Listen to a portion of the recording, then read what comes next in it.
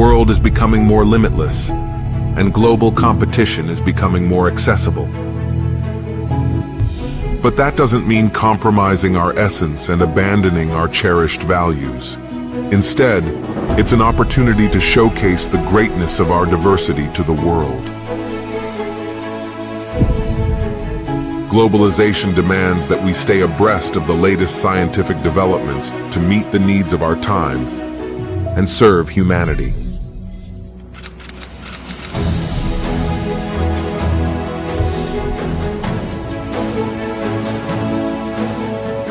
That is why we need to open our hearts, continue learning, and never be content in our quest to become individuals who are excellent, modern, and guided by Islamic values. With this spirit, we believe that achievements are inevitable and that they open up broader opportunities for continuous progress and being at the forefront. Surely on the path of change, we will face obstacles that we must overcome, demonstrating our ability to conquer them.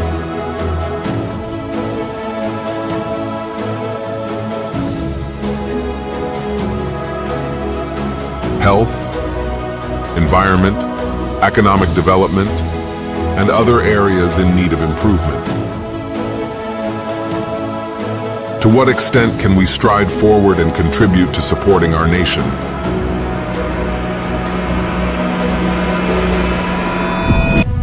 We simply need not hesitate to try, for today belongs to us. We will hold hands, collaborate, work shoulder to shoulder, and together achieve success. Because we are UMP.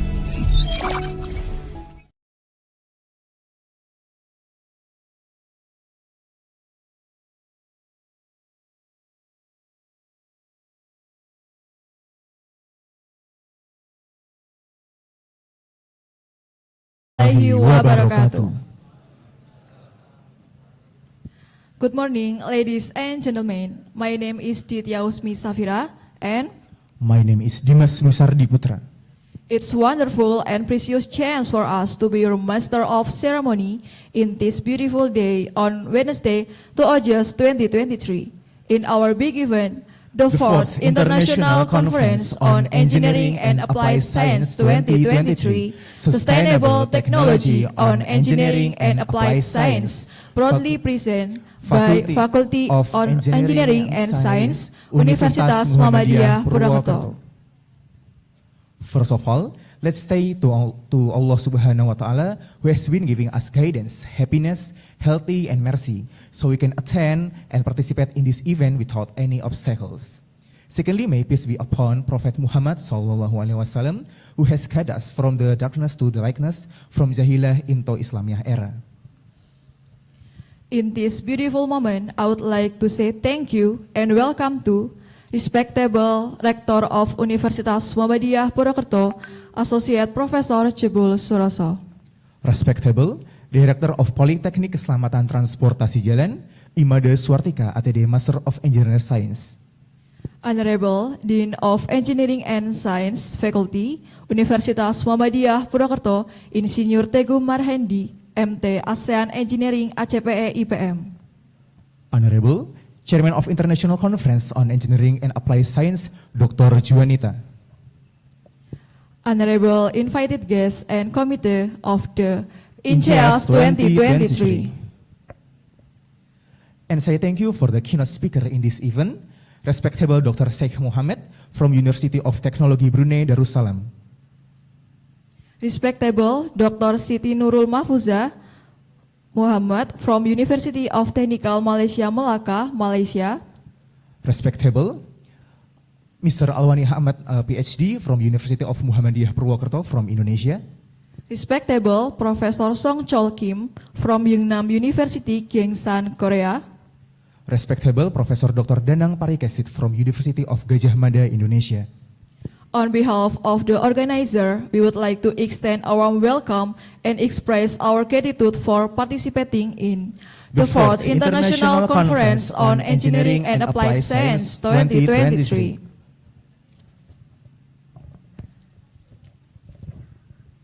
today have several agendas, so let me to read several sequence of our agenda.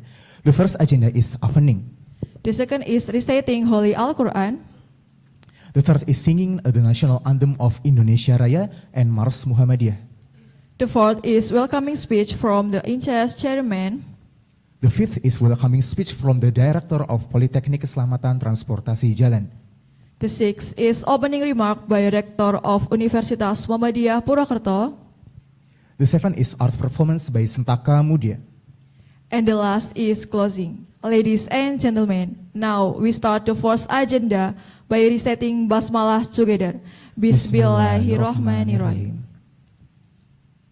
Step on the following agenda is reciting of the Holy Quran. First will be recited Mr. Sulhan Arifin. To Mr. Sulhan, time is yours.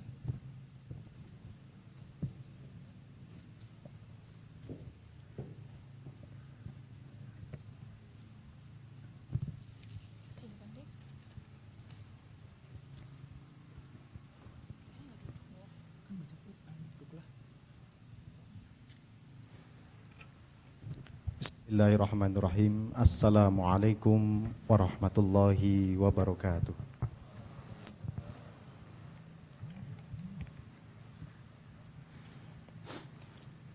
A'udzu billahi minasy syaithanir rajim.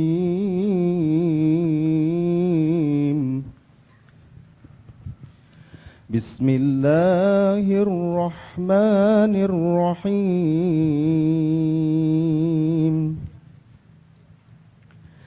Hal ata 'alal insani hinum minad dahri lam yakun syai'an madhkura. Inna khalaqnal insana min nutfatin amsyajin nabtalihi faja'alnahu sami'an basira.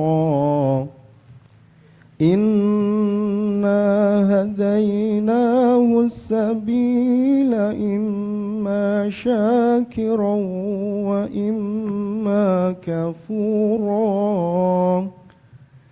Inna a'tadna lil kafirina sa'ila wa aghlala wa sa'ira.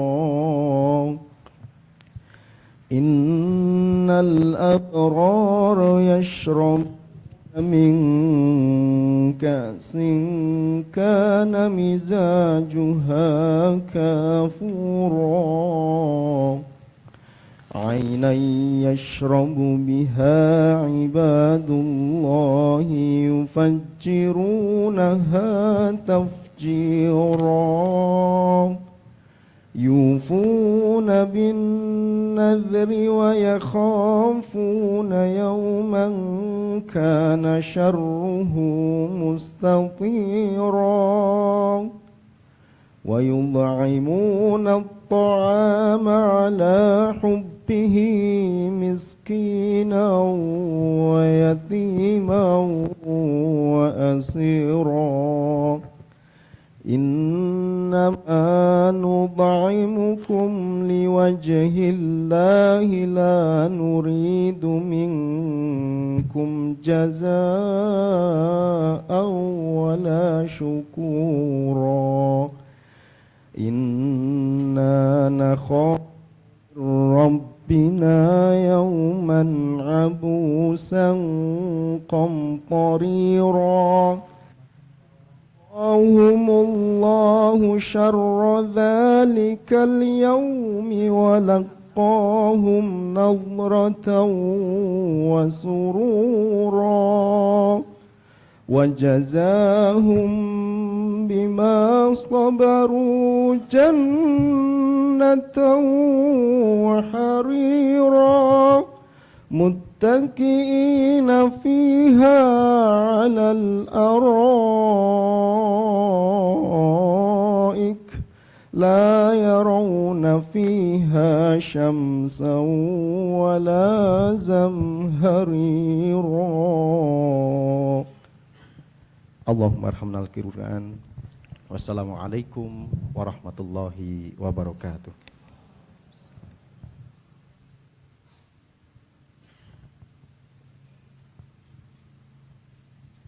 Allahumma arhamna bil Quran. Hopefully we read or listen, it will be blessed. Amin ya rabbal alamin. The third agenda is singing of the national anthem Indonesia Raya and official song of Muhammadiyah, Mars Muhammadiyah. Ladies and gentlemen, please stand.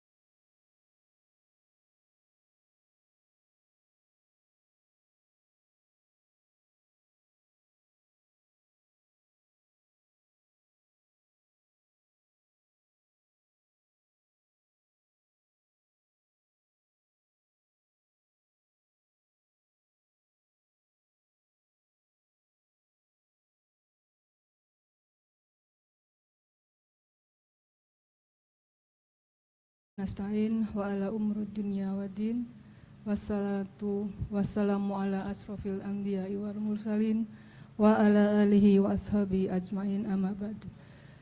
The Honorable Rector of Universitas Muhammadiyah Purwokerto, Associate Professor Dr. Jebul Suroso MKep, the Honorable Vice Director Road Transportation Safety Bapak Sugianto, the Honorable Vice Rector Universitas Muhammadiyah Purwokerto Research Innovation and Human Resources, Associate Professor Dr. Insinyur Anwar Ma'ruf MT, the Honorable Vice Dean Engineering and Science Faculty Abdul Haris MT, the Honorable Keynote Speaker Dr. Siti Nurul Mahfuza, Dr. Sheikh Muhammad Alwani Hamad PhD, Profesor Danang Parikesit, Profesor Seung Sol Kim, the Honorable Delegates, presenters, and all participants, thank you for your coming today. It is our great honor and pleasure to welcome you to the 4th International Conference on Engineering Applied Science, we call Inceas, and Seminar Nasional Teknik, we call Senatek 2023. This conference organized by Faculty of Engineering and Science Universitas Muhammadiyah Purwokerto, collaboration with Polytechnic of Road Transportation Safety. The theme of this conference is Sustainable Technology on Engineering and Applied Science, and the aims to bring together researchers, engineers, scientists, and academics in various fields of engineering, such as electrical, informatics, chemical, civil, industrial, and mechanical. Inceas and Senatek 2023 invited full papers from academia, researchers around the world, a total about 85 articles. Special thank you to all the authors for contributing their latest research to the conference.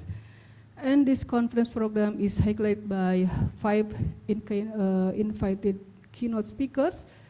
Dr. Siti Nurul Mahfuza Muhammad from Faculty of Information and Communication Technology, Universitas Teknikal Malaysia Melaka. Dr. Sheikh Muhammad from Electrical Engineering Faculty, University Technology Brunei, Darussalam.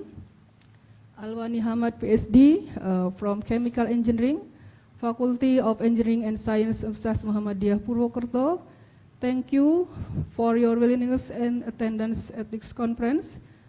And Professor Danang Insinyur, Professor Dr. Insinyur Danang Parikesit MSc from Department of Civil and Environmental Engineering Faculty, Universitas Muhammadiyah Universitas Gajah Mada, Yogyakarta.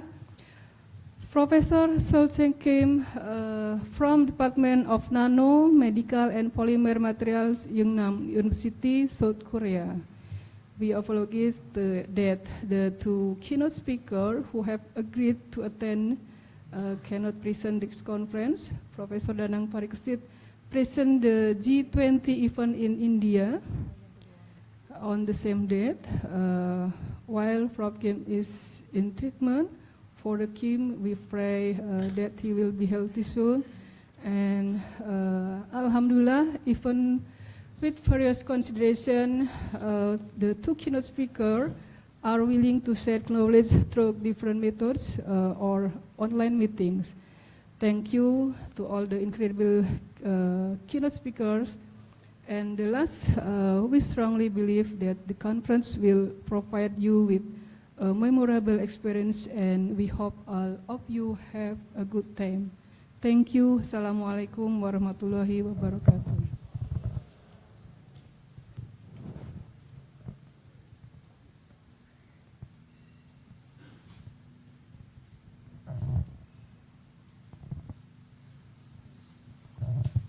For the second speech, thank you for the speech.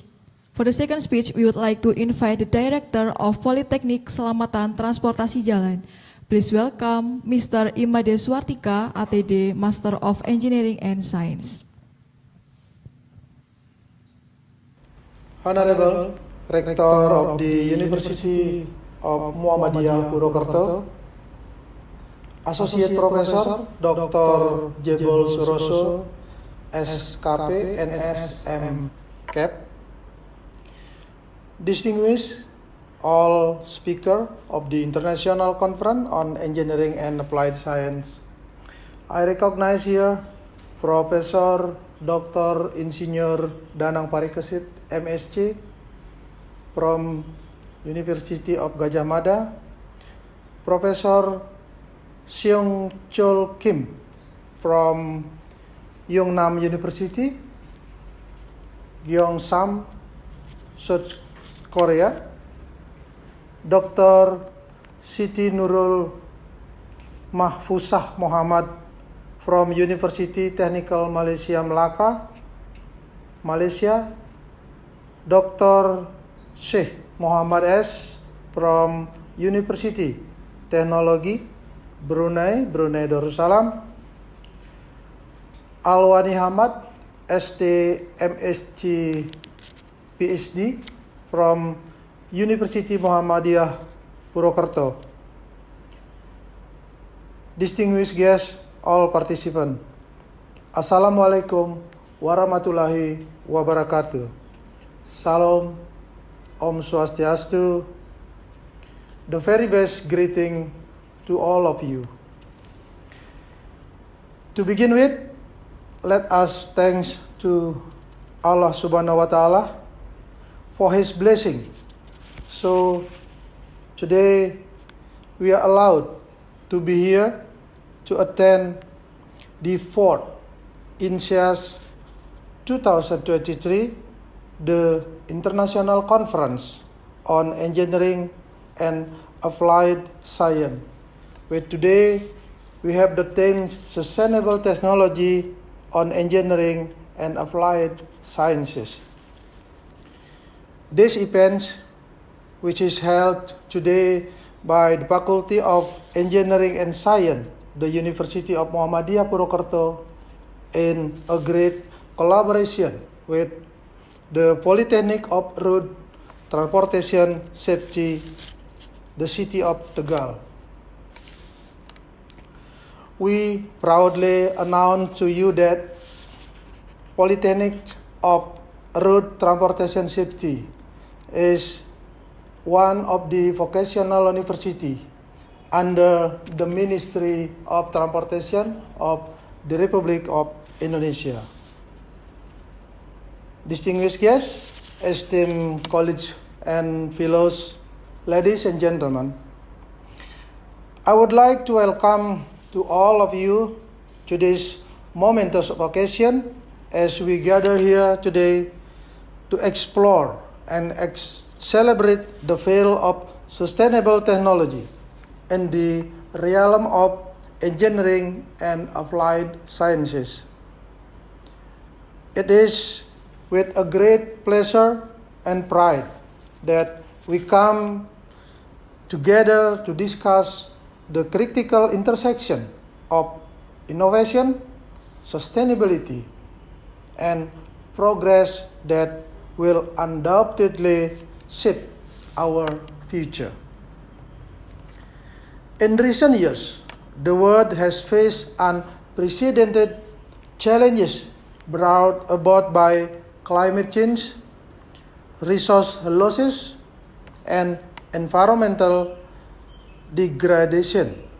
As stewards of the scientific community, we have to address such situation and recognize the urgent need to transition to a more sustainable and environmentally responsible path. And presently, we embark herein on a journey to harness the incredible potential of the technology to pave the way for a brighter and more sustainable future. Ladies and gentlemen, our theme today, as I mentioned earlier, that sustainable technology on engineering and applied sciences will highlight the pivotal role that engineering and applied sciences could play in creating a world that meets the need of the present without compromising the ability of future generations to meet their own needs. This is the essence of sustainability, to strike the harmonious balance between technological and advancement and the preservation of our planet. Throughout our discussion in this conference, we hope that we are able to explore the latest breakout, advancement, and case studies that showcase how engineering and applied sciences can propel us toward a sustainable future.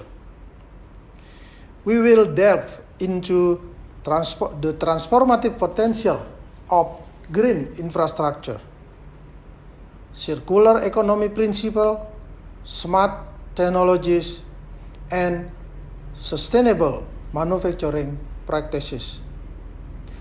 Moreover, we shall not overlook the critical role of education and advocacy in cultivating a sustainability mindset within the engineering and scientific community.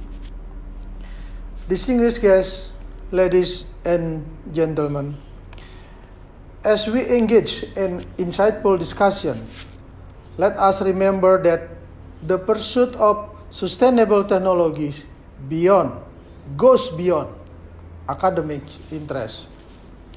It is a shared responsibility involving industry leaders, policymakers, researchers, and all members of the society. Our recent choices will reverberate for generations to come, and it is incumbent upon us to embrace our roles as an architect of changes. In conclusion, I would like to express my sincere gratitude to all speakers, researchers, and participants who have come together here today to champion the cause of sustainable technology on engineering and applied sciences. Together, let us harness the power of knowledge, creativity, and compassion to create a world where innovation and sustainability are inseparable companions.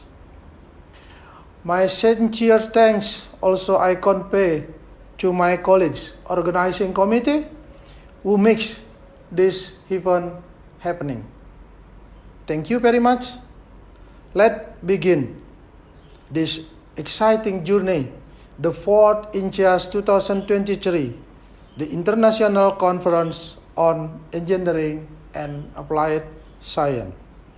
Wassalamualaikum warahmatullahi wabarakatuh. Om Santi Santi Om. Thank you very much.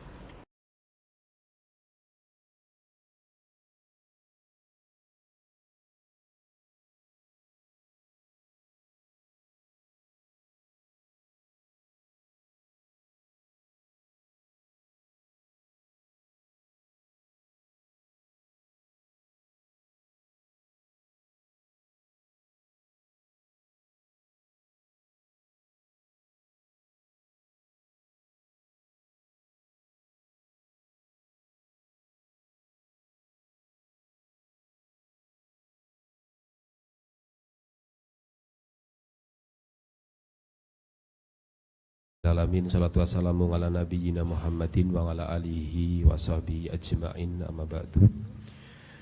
the Honorable Director of Politeknik Keselamatan Jalan, distinguished speakers from Malaysia, from Brunei Darussalam, from Indonesia, especially from Faculty of Engineering, Universitas Muhammadiyah Purwokerto, and also from Yungnam University, Korea, committee, head of committee, all member of Faculty of Engineering, Universitas Muhammadiyah Purwokerto, all participants. First of all, I like to thank to Allah, our God, for blessing us so we can gather in the very reputable agenda, the fourth Inceas and Senatek 2023. Very appreciation and appreciate to committee, especially from Universitas Muhammadiyah Purwokerto and Faculty of Engineering, and also very appreciate and thank you very much to Politeknik Keselamatan Jalan as a partner and also co-host of this agenda, Universitas Kusuma Purwokerto, Sekolah Tinggi Teknik Wiworotomo, and University Sarjana Wiyata Taman Siswa.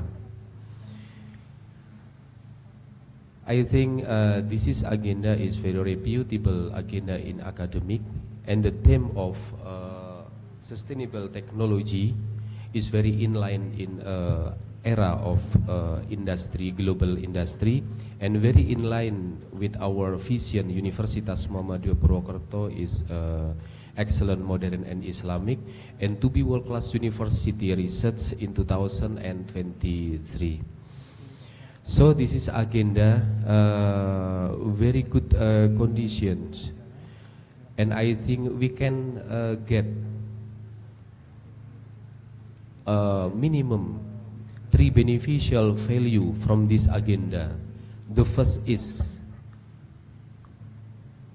we can get the knowledge about your expertise, knowledge for yourself, knowledge for us, and knowledge for surrounding. And the second of benefit for this agenda is a networking. We can expand about our networking, and I think for the future we are not only limitation in the international conference together. We can create some activity, many activity, for especially in joint research, joint publication, in the other activity between our university and your university, between Indonesia and Malaysia, Brunei Darussalam, and also with the Korea University. And I think if this agenda and collaboration between our university and your university can increase, I think we can get many benefit. For example, in increase to projects, publications, product for a human, for society, and etc. And then the third beneficial from this agenda is we can get the increase the spirit to creativity, our to make product, make publication, make some novelty to beneficial from other, from human, from society. And then Alhamdulillah, Universitas Muhammadiyah Purwokerto, we are one of the 173 university under Muhammadiyah board in Indonesia and Malaysia. So we have one university in Perlis, Malaysia, and then we have one college in Australia, in Melbourne. So I think if you connected with our university, with UMP, I think you can make partnership program with the other university in Indonesia, with the 173 Muhammadiyah in Indonesia. Okay, very appreciate to all of participants all of researchers in this agenda. Bismillah. Yeah, I hope you can get many beneficial from this agenda. Last but not least, once again thank you very much, especially for Politeknik Keselamatan Jalan, for all co-hosts, for all participants, and then automatically for distinguished speakers from Malaysia, Brunei, Korea, and then Indonesia. Thank you very much, and I officially open this agenda with saying Bismillahirrahmanirrahim. Bismillahirrahmanirrahim. To Mr. Dr. Juanita comes to the stage.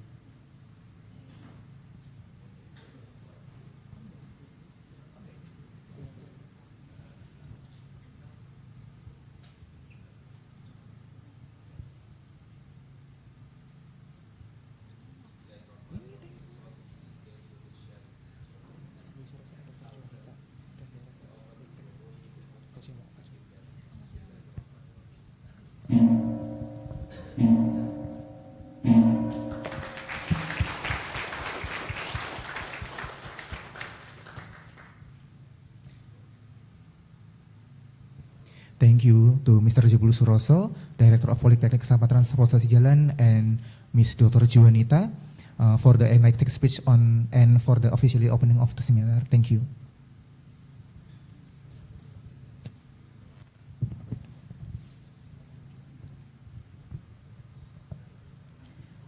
Ladies and gentlemen,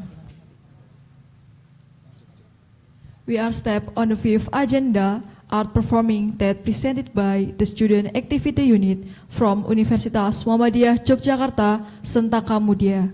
For your information, before moving to the next agenda, during these 10 minutes, please enjoy the snacks and coffee that we serve. Thank you. All right, please enjoy the Bajidor dance from Sentaka Mudia.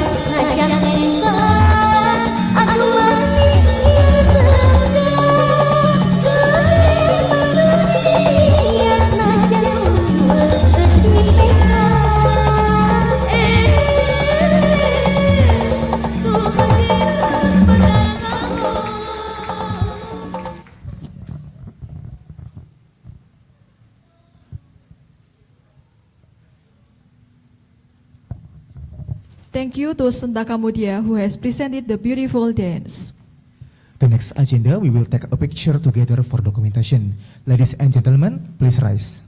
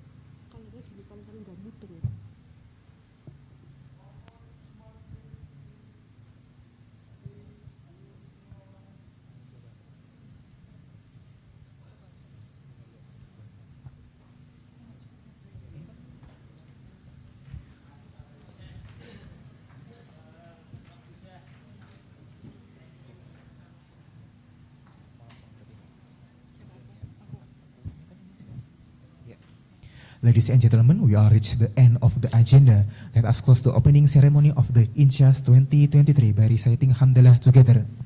Alhamdulillahirabbil alamin.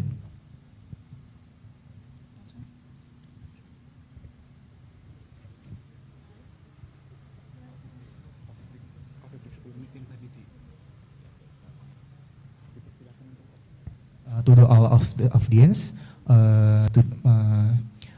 waktu ini bisa untuk coffee break selama 10 menit, dipersilahkan. For your information, before moving to the next agenda during these 10 minutes, please enjoy the snacks and coffee that we serve. Thank you.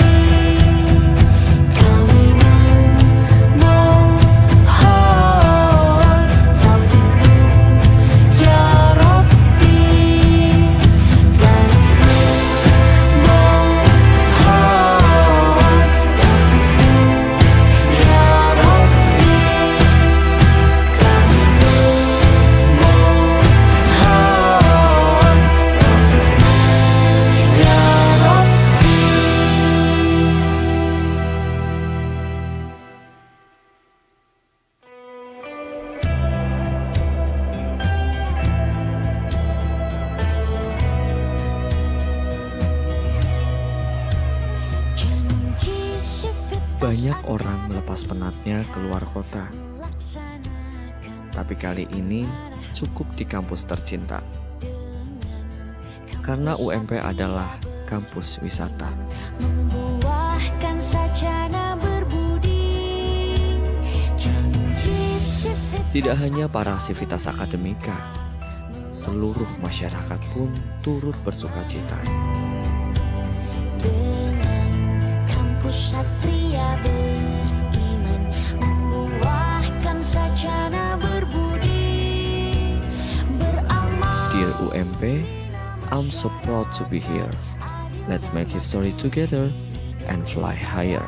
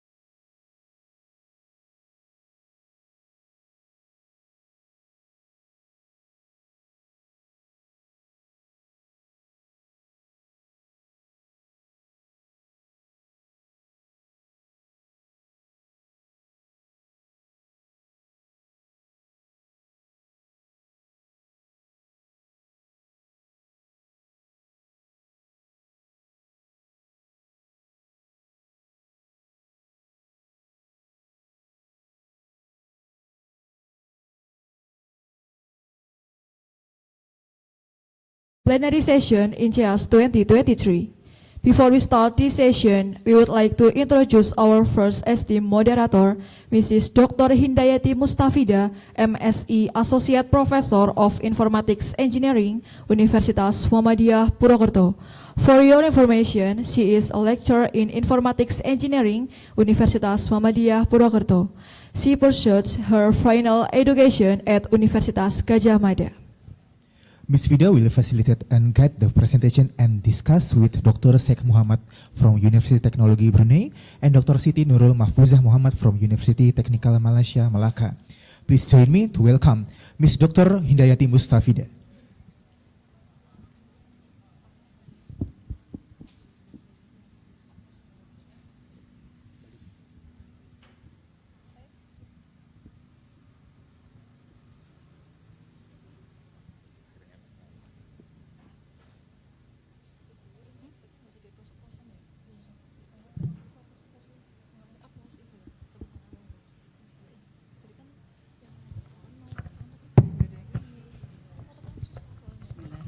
Assalamualaikum warahmatullahi wabarakatuh.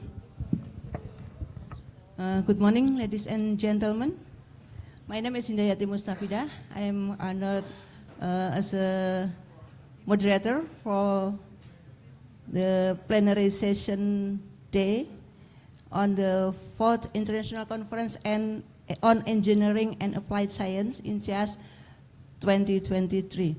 Before the plenary sessions begin, allow me to greet our two keynote speakers. Assalamualaikum, how are you today?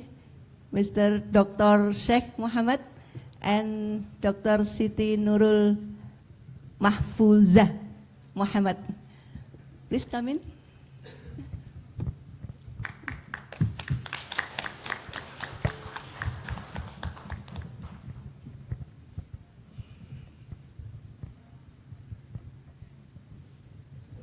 Thank you.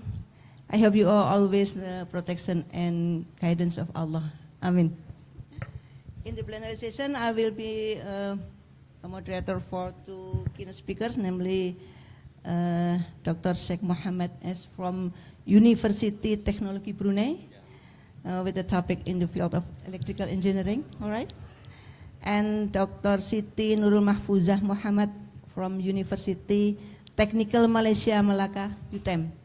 All right, who will present his paper in the field of information technology and education. Okay. For the speaker, we gave each of them approximately 30 minutes for each.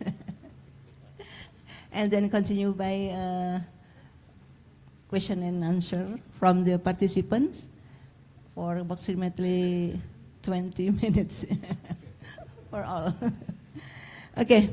Before delivering the material of the first speaker, I will read a brief biography of Dr. Sheikh Muhammad. He is now as a teacher in assistant professor in electrical and electronic engineering program area Faculty of Engineering, University Technology Brunei, Gadong A, Brunei Darussalam. Okay. Publication, he has 17 international journals, 41 international conference, 4 patents, and 4 book chapter publication, and many expertise and experience. Okay. Education, 1 degree PhD in Electrical and Electronic Engineering with title of his research, Design and Development of Enhanced Power Conversion System for Solar Power Application. And then area of research now, renewable energy, solar power. Okay.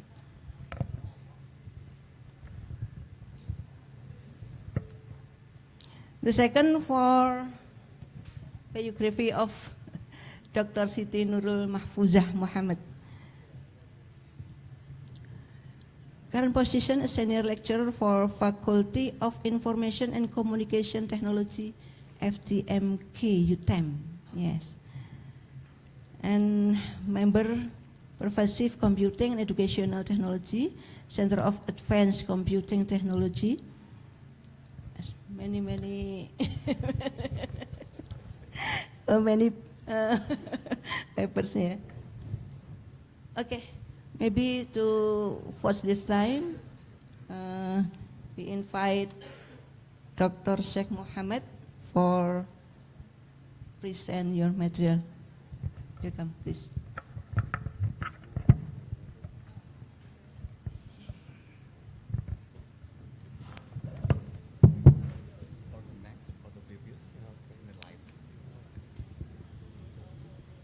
No, I will move down.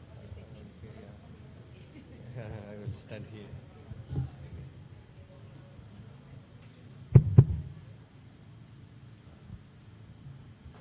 Assalamu alaikum warahmatullahi wabarakatuh.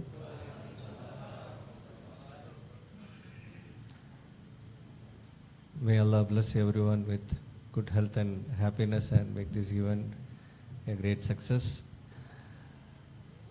I'm myself Dr. Sheikh Muhammad Sultan.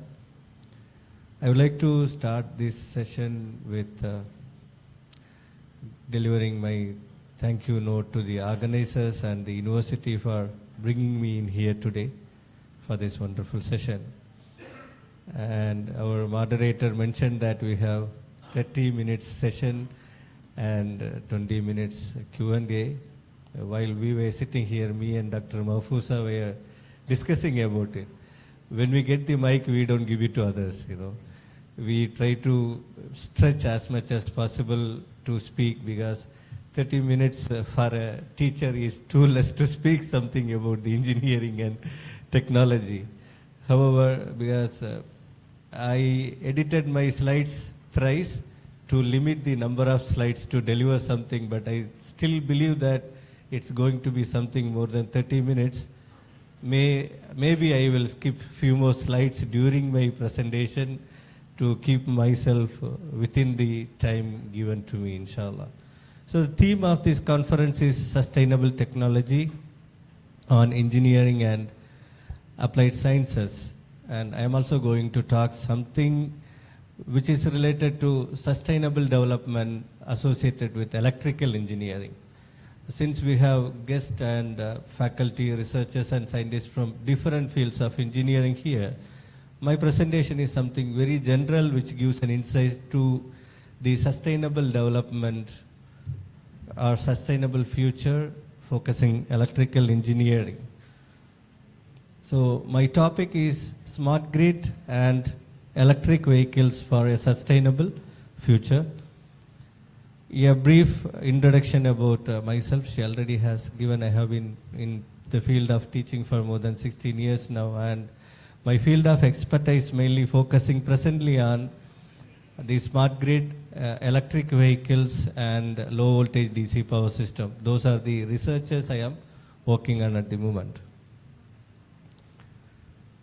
Great. So in my very own perspective, or in my very own perspective, I believe that human beings are the most harmful species on the earth for the environment. No other species on the earth or on the water can damage or pollute the environment like what we human beings are doing. If you have a look at the figure at the right side, which is showing how temperature changed over the last years, particularly during the last 10 years, you can see how significantly temperature rised, and it is mainly because of the human-induced climate change, I will say. That is why the word stated here, it is a human-induced climate change, because we only are doing all these things which is realizing or which is bringing into the change of climate over the period of time. So we cannot divide or we cannot split the So we cannot split or we cannot separate human being and carbon dioxide emission. Whatever is the possible way where carbon dioxide is being emitted to the environment, the main cause is because of us. So we are into it, and now we are trying to reduce it in the best way we can do.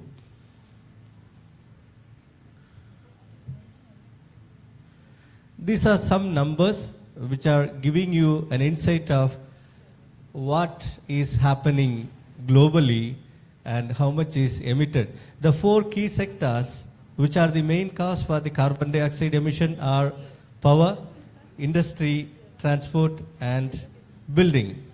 And as I would like to reiterate it again that none of the animal or species on the earth are related to the power, industry, transport or even building. It all belongs to us. We are developing it of our own, and that resulted in the carbon dioxide emission, particularly if you see the last 2 points which I have mentioned here, the 2 major sectors of carbon dioxide emission are polluting the environment are electricity and transportation. So to be very specific, electricity emission has increased 1.8% globally. It is not a small number. Again, when you are going to the transport sector, it has increased by 8%, which is also not a very small number. UN has formulated its Sustainable Development Goals, which is called SDG, with 17 objectives to protect the planet. As we are moving more into the technological side, it is expected that more than 85% of the global population will migrate to cities for their living. And the cities are getting congested and more occupied. If you have a look at it, by 2050, Belgium is expected to have 99% of its population in the cities, and the graphs go down. So these are the numbers. As the migration to the city grows, the challenges in accommodating people into the city also grow normally. Though there are 17 interlinked objectives to protect the planet with a sustainable development goal, focusing on electrical engineering, these 5 goals are, I feel, that more relevant to electrical engineering, which are affordable and clean energy, industry, innovation and infrastructure, responsible consumption and protection, sustainable cities and commodities. Obviously, when we put them together, it will help us to mitigate the climate action issues. So here, as our life is becoming more and more smart because of the technological advancements, we know, like those who are in the era of 40 plus and above have been using the normal mobile phones, which doesn't exist literally at the moment. We have been using a very primitive mobile phones which are used only for the purpose of making calls and SMS service. But now those mobile phones have turned into smartphones, and our TV, our television have turned into smart TVs. So what does the word smart stands for? Smart, an adjective, stands for whatever a device, a gadget or a system you use with internet or ICT technologies, sensors and intelligence, they are called smart devices or smart gadgets or smart systems. As I mentioned, we are going to talk about smart and sustainability, smartness and sustainability, how we can put them together to have a sustainable future with smart technologies. If you have a look at this figure, it has several other keywords which are surrounded by, which are around the sustainability. So in a very simple manner, when I want to say what is sustainability, it is a way of using anything conservatively and wisely so that we can protect the resources for our future generation, and also we can protect our planet as a whole. As I just mentioned, we are living in the world of smart systems. We are living in the world of smart systems because of the technological development. And as I mentioned before in my previous slide, it is expected that more than 85% of the global population will migrate to city, and the cities will experience new challenges. One of the best way to tackle the challenges to make our cities more sustainable, effective and productive is adopting the technology of smart city concept. There is no clear definition for smart city in general. It is defined based on the context which we are talking about. So in a very straightforward and simple way, smart city is an efficient, sustainable, livable system of systems. When we talk about system, it is interconnecting system of systems, which means with the help of the technologies like internet technologies, smart systems, intelligence and sensor, when you interconnect them together, it becomes a smart city. So smart city has 6 pillars. The first one is not exactly a smart city, it is a smart building because it is one part of the smart city. So smart buildings, smart economy, smart environment, smart government, smart mobility and smart living are 6 main pillars of smart city. We are already into it, more or less. We are already living a smart life because we use our payment methods mostly online. We do online shoppings and other things.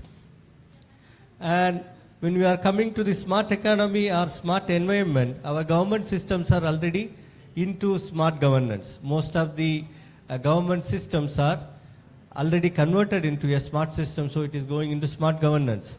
I will talk about smart environment and smart mobility. Not exactly the smart mobility because smart mobility is another wide scope area.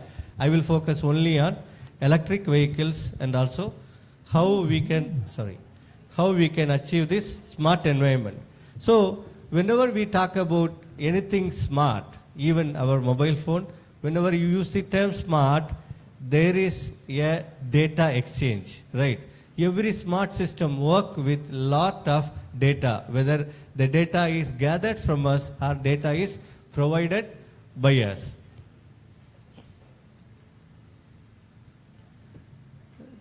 So the electrical engineers basically know how a conventional power system works.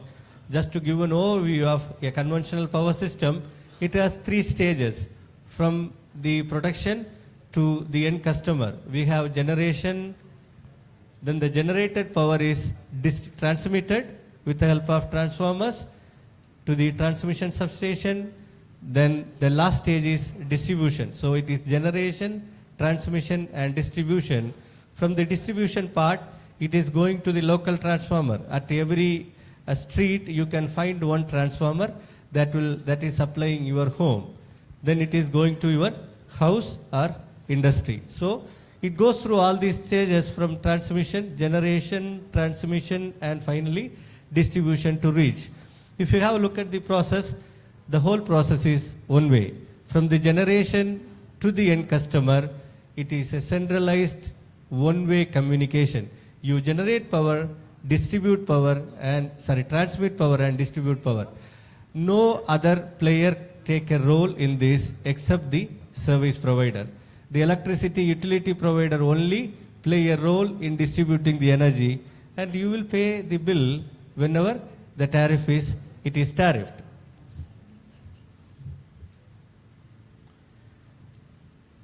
So before I move further into that, I would like to talk about electric vehicles because I want to just talk about how these are influencing the system is what I want to talk about in order to talk about the sustainable future. I would like to show some of the electric vehicles, particularly this one is from Toyota and it is having a range of 375 kilometer in single charge and it will charge at the rating of 6.6 kilowatt hour. The other one is a low range electric vehicle from Honda. It is having a capacity of 132 kilometer range and it charge again at the rating of 6.6 kilowatt hour. Another one is a premium class vehicle, Porsche Cayenne, and Porsche Cayenne has 395 kilometer range and it charged at the power of 11 kilowatt hour, energy of 11 kilowatt hour. Nissan Leaf, 220 kilometer range, 3.6 kilowatt hour, and the last one here is Mini Cooper, which is also charged at the power of 11 kilowatt hour and the range of 200 kilometer. So there is a reason that why I am showing these vehicles to you. I will come to it. So in recent time, electric vehicles have seen a very significant change in the market itself. And if you have a look at the numbers here, the total sale of electric cars exceeded more than 10 million in 2022. And by the first quarter of 2023 itself, it has already crossed 2.5 million, which means electric vehicle market is emerging. It is really emerging, and we are expecting more and more electric vehicles to come into the market. So I think it is not going to be offensive if I ask a question, what are the benefits of electric vehicle? Can I have some answers why we are talking about electric vehicles?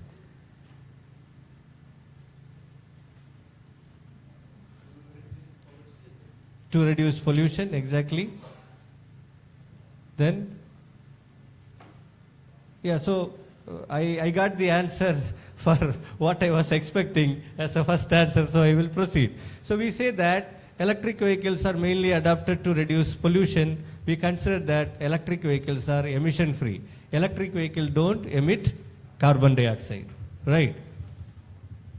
Then there comes a question, are the electric vehicles really emission free, or they can control the pollution? I just talked about the conventional power system to you now, right? This is our conventional power system where we generate electricity and it is going all the way to the end customer. How do we charge our electric vehicle? Either by connecting it to the house or by connecting it to the charging station, right? So how do we produce electricity here? By using coal or any other conventional resources. They obviously emit or pollute or produce carbon dioxide. So the claim that electric vehicles are emission free is not 100% true. Electric vehicles also emit because we need electricity, and the electricity we are producing using a conventional resources. They already are emitting. Your electric vehicle is becoming an additional load. Instead of fueling your electric vehicle with a petrol or gas, you are fueling the power station with a petrol or gas to make it and claiming it as emission free. So I shown you some vehicles and I shown you the range of power it takes for charging. Maybe an electrical engineer can answer this question. What is the normal capacity of a house? 4 occupants or 6 occupants? The total capacity of the house? Power capacity, I am talking about the total load capacity. It ranges between, from my understanding, it ranges between 5 kilowatt to 15 kilowatt in a normal house. I am not talking about a bungalow. Let's say that I have a house whether I have 10 lights, 5 fans, a bathroom, kitchen and other accessories, which will moderately consume 5 kilowatt maximum load. If you have an aircon, then it will add another 3 kilowatt. If you have another facilities, then let's say that it is 10 kilowatt hour. So a single house has a capacity of 10 kilowatt capacity load. This is considered by the electricity. I have shown you some electric cars and the charging power also. Some cars are charging with a capacity of 3.6 kilowatt, 7 kilowatt and 11 kilowatt. So what comes in here, these plug-in electric vehicles are expected to be the most dominant loads in the utility grid. Our utility grid is already well planned. Let's say that generally the electricity system is planned considering the loads which are expected to connected for next 5 years. Any government or any utility system plan will have 5 years plan, so that if I consider that my utility consumption will increase another 30% in 5 years, I have my reserve capacity for that. But when you are bringing more and more electric vehicles into it, what will happen? These electric vehicles are going to be the more predominant roads, and what I am showing here is from a particular part of USA. It is expected to have 40% increase in the electricity demand by 2050. So, other drawback or other challenge of having electric vehicle is, we know the electrical system has a pattern. We always use electricity in a particular pattern. We are all at home until maybe 7:30. Then we all move from your home to work, education or other purposes. By that time, most of the electrical appliances are shut down and maybe a refrigerator will function. Then you move to your office or your school or your workplace. There the electricity will come in. At the evening, then when you are moving back, the restaurants will use more electricity. Later, you will go to your home. Then at night, after 12 o'clock, maybe 12 to 4, it follows a curve. I will show the curve here. It follows a curve. But when you are connecting an electric vehicles are considered to be mobility loads. You cannot predict when an electric vehicle will be connected to the utility grid, which create more uncertainty to the electrical grid, and it create more challenges. Moreover, whether our grid is really affordable to receive all these electric vehicle, because consider that there are 25 homes in a locality with one transformer, and 10 of the homes are having electric vehicle, then the actual load is 35 homes. Because each electric vehicle act as a load, typical home load. So the transformer may have a capacity only to supply 25 homes, but you are adding additional 10 loads, and I am not sure when these 10 loads will come to the transformer. These are all the challenges which need to be tackled.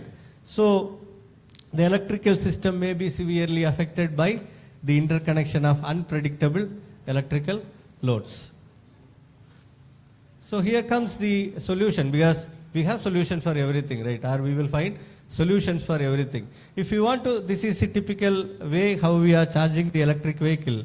And when you want to make your electric vehicle really a zero emission vehicle, what is the best way? How we can make it really emission free? Any answer? I told you about all the difficulties or challenges or drawbacks. Now I want to make my vehicle emission free, because the vehicle is emitting only because of the charging. So what I can do now?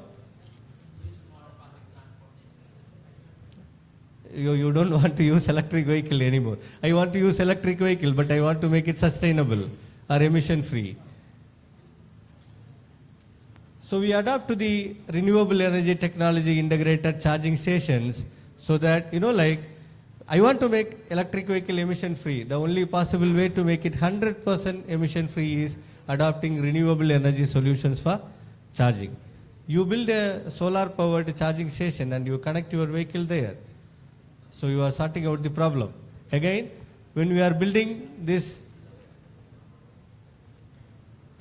here where comes the role of the technology called power electronics, and we are converting the conventional grid into a modern grid. Because when you are bringing this renewable energy into the system again, this renewable energy system also will bring new challenges, because the generation is not normal like what we are producing, and we cannot predict how much will be the production of renewable energy system today. Therefore, we are using the power electronic system to integrate our renewable energy sources to the grid, and the grid turns into a smart grid. This is where we transform from the conventional power system to a smart grid. So if you have a look at the smart grid, this is just an interconnection of the systems, as mentioned several times, and maybe Dr. Mahfouza will also talk about ICT technologies more and more. We are connecting them to the ICT technologies. We are connecting them individual stakeholders, the wind power, solar, electric vehicle, buildings, offices, the power system, everything we are connecting to the ICT technology, so they will have two-way communication. So what is the basic difference between the conventional grid and the smart grid? Smart grid is a two-way communication system where we are not only sending and receiving electricity, but also data communication is happening. As much as data you have, that much effectively you can control a system. So with the help of this is how a fundamental support system work for a smart grid, and we can accommodate several technologies by the implementation of smart grid with the help of real-time pricing, then sensors and controls, communication protocols, and other sophisticated ICT technologies. These are the applications of smart grid technology, where we can handle energy management systems, advanced metering infrastructure, in short we call it AMI, IoT projects, I couldn't see it, I will come, electric vehicles, and big data. Again, it is all about data. I talked about the smart city already, and we are integrating the smart grid technology into smart grid in order to make it more sustainable, let's say. So this will help to reduce the energy, reduce the emission, improve the regulatory compliance, and also to increase the maintenance. So energy management system is one of the key technology which supports smart grid for its efficient operation. Next one is AMI.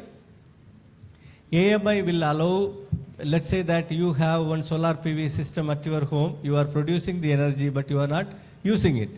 What you will do, you cannot store, you don't have a storage system, then you can give it to the electrical grid, and whenever you need it, you can take it back from the electrical grid. In such situations, this AMI become more effective and efficient to calculate the energy you consumed and the energy you send to the grid to calculate your bill. Demand response is another key aspect which is not so popular in our region, but this demand response concept is effectively utilized in Australia and other European countries, where I can decide when to use the energy, because the Australian grid is giving incentives to the users if they are accessing electricity during the peak hours, off-peak hours, and helping the grid to use the energy for other purposes during the peak hours. They give incentive. There only this demand response play a role. So as our systems are becoming more smarter, when the systems are turning into smart systems, things become more into Internet of Things. And this IoT is another key concept which is influencing and supporting the smart grid for its effective operation. When you have a smart system, you know, like our mobile phones, when we connect to charge our mobile phones, when the battery charge reaches 100%, automatically the communication between the charger and the mobile is technically terminated. Internally it is terminated so that it is not continuously giving power. I will finish it in 5 minutes. I will try to. See, this is what I mentioned before at the beginning, right? Alhamdulillah, I am almost at the end. I will try to finish it in 5 minutes. Anyway, so these electric vehicles can help with the controlled charging and charge scheduling options. Also, vehicle to grid operation is another technology which is used to supply power from the vehicle to the grid. When you are connecting your electric car to the charger, whenever there is a more demand in the utility, it will take electricity from your car. Later, by the time before you leave from the station, it will recharge your car with the technology. The technology is called vehicle to grid operation. So EVs can definitely promote smart grid sustainability by this way. Comparing to the normal grid, this smart grid has a capability of introducing renewable energy systems. It has a decentralized concept with two-way communication. It allows the storage, which is not possible in the conventional system. Again, bidirectional. And in a conventional power system, as I mentioned before, as a consumer, I have no role to play. I will consume the electricity. When the bill comes in, I will pay. But that is not the scenario when you are using a smart grid, because you are also a seller, or you are also a prosumer. We call it as a prosumer. we consume and we produce.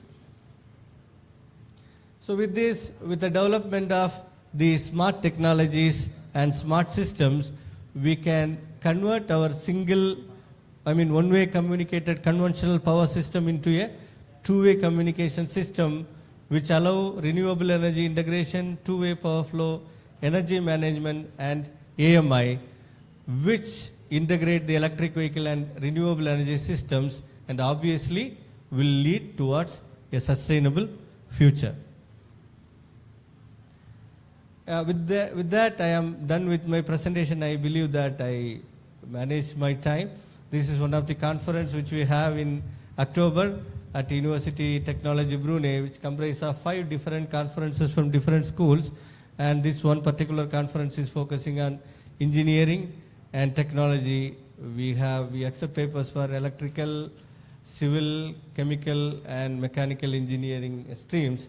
And you still have a deadline until 25th September. We are receiving papers, and all the papers will be published in a Scopus Index proceeding from Taylor and Francis. Let's work together for a sustainable future with the smart systems and smart technologies. With these words, Assalamu alaikum wa rahmatullahi ta'ala wa barakatuh.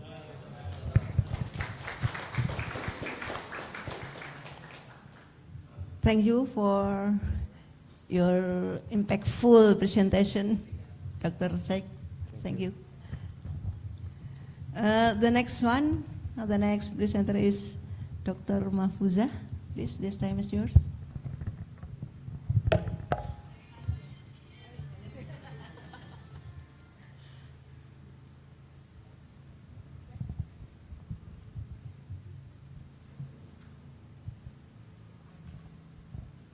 Okay, Assalamualaikum, selamat pagi semua. Saya prefer, can I walk around? more comfort. Okay, Assalamualaikum, selamat pagi. So slides still not ready, but the timing is sudah start. I only have 30 minutes for the presentation, but it's not enough. I can talk with this topic for 3 days with the same slide. Okay, so Rustia did mention that most of the audience here are academician, dosen. Boleh saya tahu semuanya academician here? Bapak dosen, ibu-ibu, lecturer means, dosen means lecturer, right? How about postgraduate student? Anyone here postgraduate student? So, ada. Okay, how many? Okay, tak ramai So you are PhD student? PhD? Ongoing, still student. Still student. Okay, he's good for the postgraduate student. How about my slide? Okay, so that's why I choose this topic. It's about the generative AI in education. Have you familiar with the generative AI? Familiar? Oh, what? Oh, not yet. Okay, so if you have any gadget, a handphone, iPad, notebook, you can get ready if you want to try all these tools. Okay, but it's focusing on the research, teaching and learning. So it's good for the educators.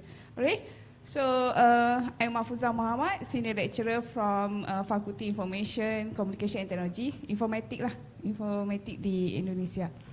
Alright, so let me introduce my institutions. From University Technical Malaysia Melaka, it's one of the technical university. We have UTHM, UNIMAP, UMP, and UTEM, means Technical University. Malaysia Technical University Network, MTUN. Okay, and our niche area, more on the advanced manufacturing and computing technology. And we offer, we have 8 faculty. Most of the faculty are from the engineering. And offer 86 program for the postgraduate and undergraduate student.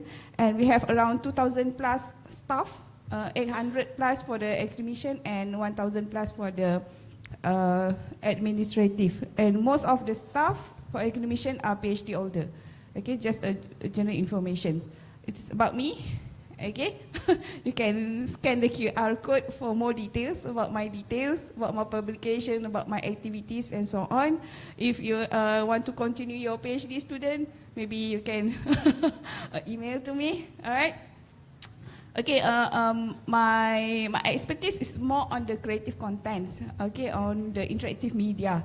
Okay, I'm from the interactive media department. Okay, passionate on the game-based learning, the gamification, the e-learning, mobile learnings, something like that. Okay, informatics. Okay, so this is the content that I need to cover for the 30 minutes. Now we only have another 25 minutes because of the introduction. Hopefully I can cover all this topic. So this is the research output. At the end, we are as a docent or the lecturer, the KPI, the faculty dean asked me, what is your output, right? If you want to apply for the associate professor, at the end, this is the research output. So the first one is the award or recognition through the research exhibitions, research excellence. And the second one is publication, of course, index, journal, index proceeding. That is our things that we have to achieve every year, right? Every year. And then the citation, books, we have a scholarly books, we have a creative book. Now we have the generative AI, we can publish, we can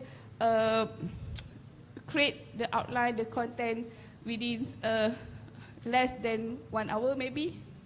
We can publish our books, ebook and so on. Seems like research, we want to write a proposal, we want to write a journal, we can use all these tools for the publication. Okay, and knowledge transfer. The next one is IP, the MOA, and talent management, graduate student. Okay, so in these sharing sessions, focusing on the research. Of course, we want to write a paper, right? But we don't have any idea. We want to apply a grant. We also don't have any idea what are the trends. So this is the generative AI can help us to prepare. Okay, our journals, our research proposal, books publishing also. Of course, now we have tools for the proofreading, right? For the translator, you want to translate from English to Malay, Malay to Indonesia language, and so on. Okay, and for the teaching and learning, now we already have all these generative AI tools. Let's say I want to prepare a quiz. Okay, just ask any ChatGPT, for example. Everyone familiar with the ChatGPT? Yes. What you do for the ChatGPT? What you ask? Okay. Yes, of course. I asked ChatGPT about the topics. So I give you an example, right? Later. Okay. I can prepare for the assessment, quiz, project, assignment, project for my student. So also for the self-instructional material, if you prepare for the ODL, right, open distance learning, the micro-credential, or the creative digital contents, right? It's very interesting if you know how to use all these tools. Okay, other than that, other than educations, we also use for the marketing, advertising, for the social media, whatever, for your visibility. And we use for the art and creativity. You know Midjourney? From the text, you can generate an art or image for that one for the art and creativity, and education and training, software development, gaming, fashion and design, environment, finance and trading, and healthcare medical research. If you have any symptom, you can ask ChatGPT, or I have this symptom, so what is the diagnosis okay, for this symptom? That is for the medical. Okay, for the teaching excellence frameworks, now we are educators, 21st century educators, right? So we have to explore all the technology. Okay, we have to understand, investigate the new technology and share with our students to improve, to enhance the learning engagement and improve the student motivations. Okay, so let's start with the introduction. Let's look at this. I cannot see the link. Soft, SOOVLE.com. Okay, that is one of the keyword searching. Okay, from here you can type, maybe you can go to the Chrome, or you can just Google soft.com, and then you can type any keyword that you want to ask. Okay, from there you can see from the YouTube user search for the generative AI application. Okay, this is another example. Okay, you try to type ChatGPT, then you will know from the Google user try to ask about the ChatGPT apps, ChatGPT plugin, for example. YouTube, they ask about ChatGPT, how to use ChatGPT, a demo, tutorial. Okay, and Amazon also, they ask about ChatGPT prompt. Okay, do you want to try? You can try. And you also can ask about your name. Okay, try to search your name. Is there anyone try to search your name? Okay, that is the market analysis. As educator, we have to know what others want from you. Okay, so you will do the market analysis. Okay, that is one tools. And then you also can use Google Ads. Okay, for the keyword searching. Okay, before you start you want to get the idea actually for the grant, right? For the writing. So what are the topic in demand right now? Okay, you want to give a speech, a talk. What are the trend now? So you can use all these tools. Okay, for example, for the ChatGPT, average monthly search is around 100K to 1 million searching. That means users still keep searching about this topic. Okay, so there's two versions, GPT-3, 3.5 and GPT-4. The difference is for the free version is text to text. You give the information text, then you get the output text. Okay, but for the subscribe version, of course, they want to earn money, right? Okay, so you can give text, image, whatever, then produce different multimedia element. Okay, so this is example for the GPT-4. For the subscribe version, okay, let's say you want to develop a website, you can just do some scratching on your paper and then just upload, or then it's automatically generate. No more HTML, no more whatever button, it's automatically developed for you. It's very easy, yeah? So maybe in future there's no more multimedia teacher, maybe. There's no more, because no more designer, so informatic boleh tutup. Because there's a lot of tools right now, right? And for mobile app, you only have 5 minutes, 10 minutes to develop the apps. Game also, just click, robotic. Okay, now primary student, yang 10 years, 11 years, already done the robotic. Then prepare for the smart home, IoT, everything. They already learn about the Raspberry Pi, Arduino. Okay, now student nowadays, bapak-bapak kita di rumah, alamak, anak-anak sudah buat robot. Okay, so this is the trend.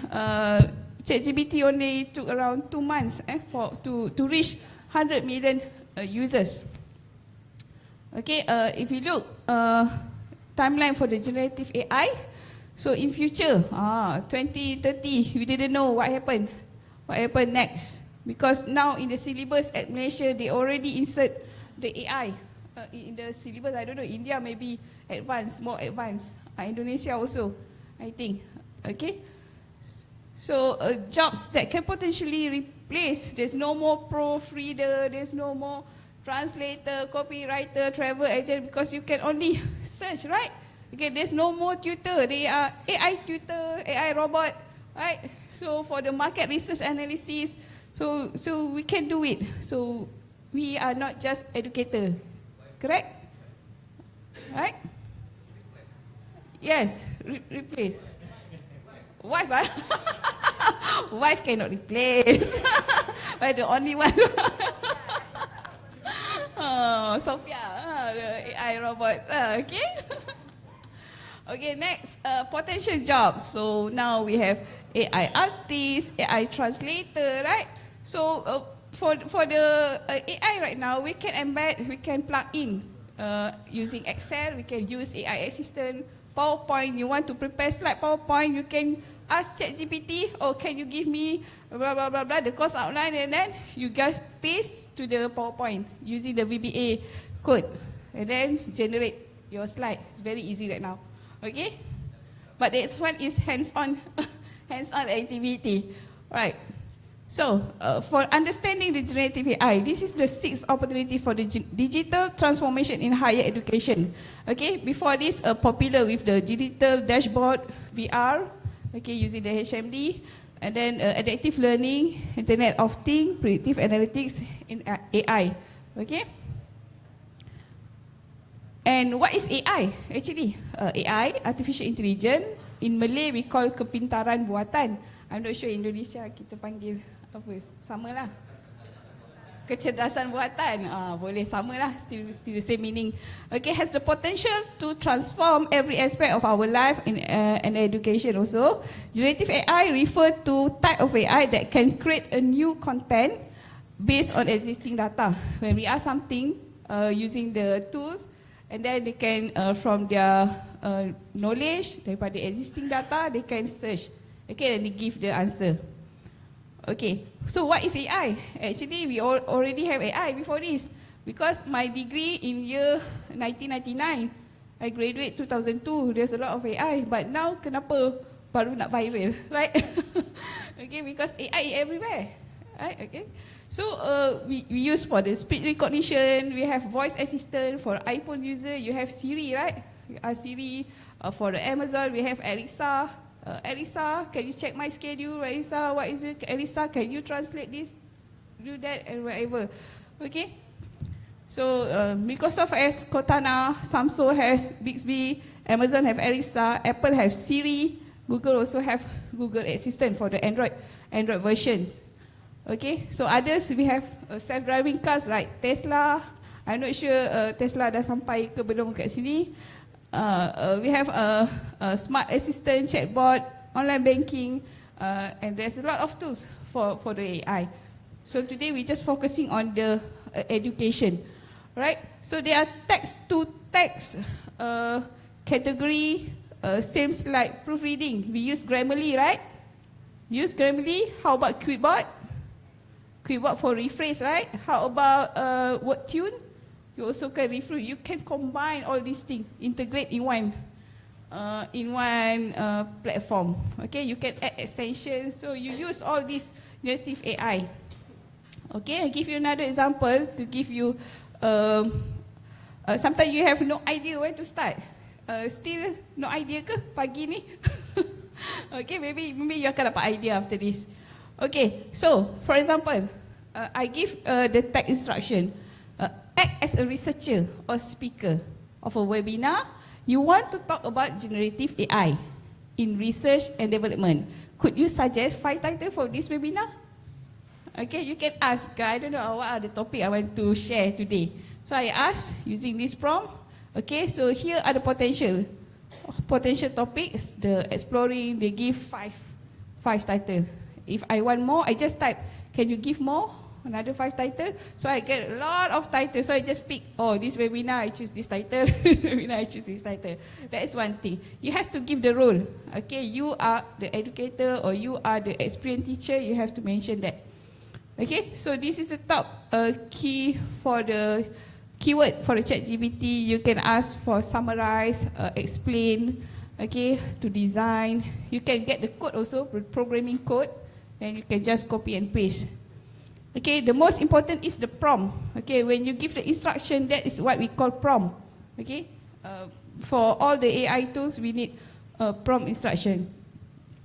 This is an example for the Midjourney. If you want to try after this, you can go to the Midjourney. You have to download the Discord, and then you can generate a lot of art. Okay, using this platform. Okay, this is example from the University of Melbourne. Okay, they create from the Midjourney, and then they use for the website at the portal, and then at the end, at the footer, they need to mention this banner generated by Midjourney in the response to the prompt robot typing at the desk in the university library. So that is the courtesy, right? You generate the art from the AI tool, so you have to mention. Same like you publish a book or whatever, you have to mention this image is generated from what.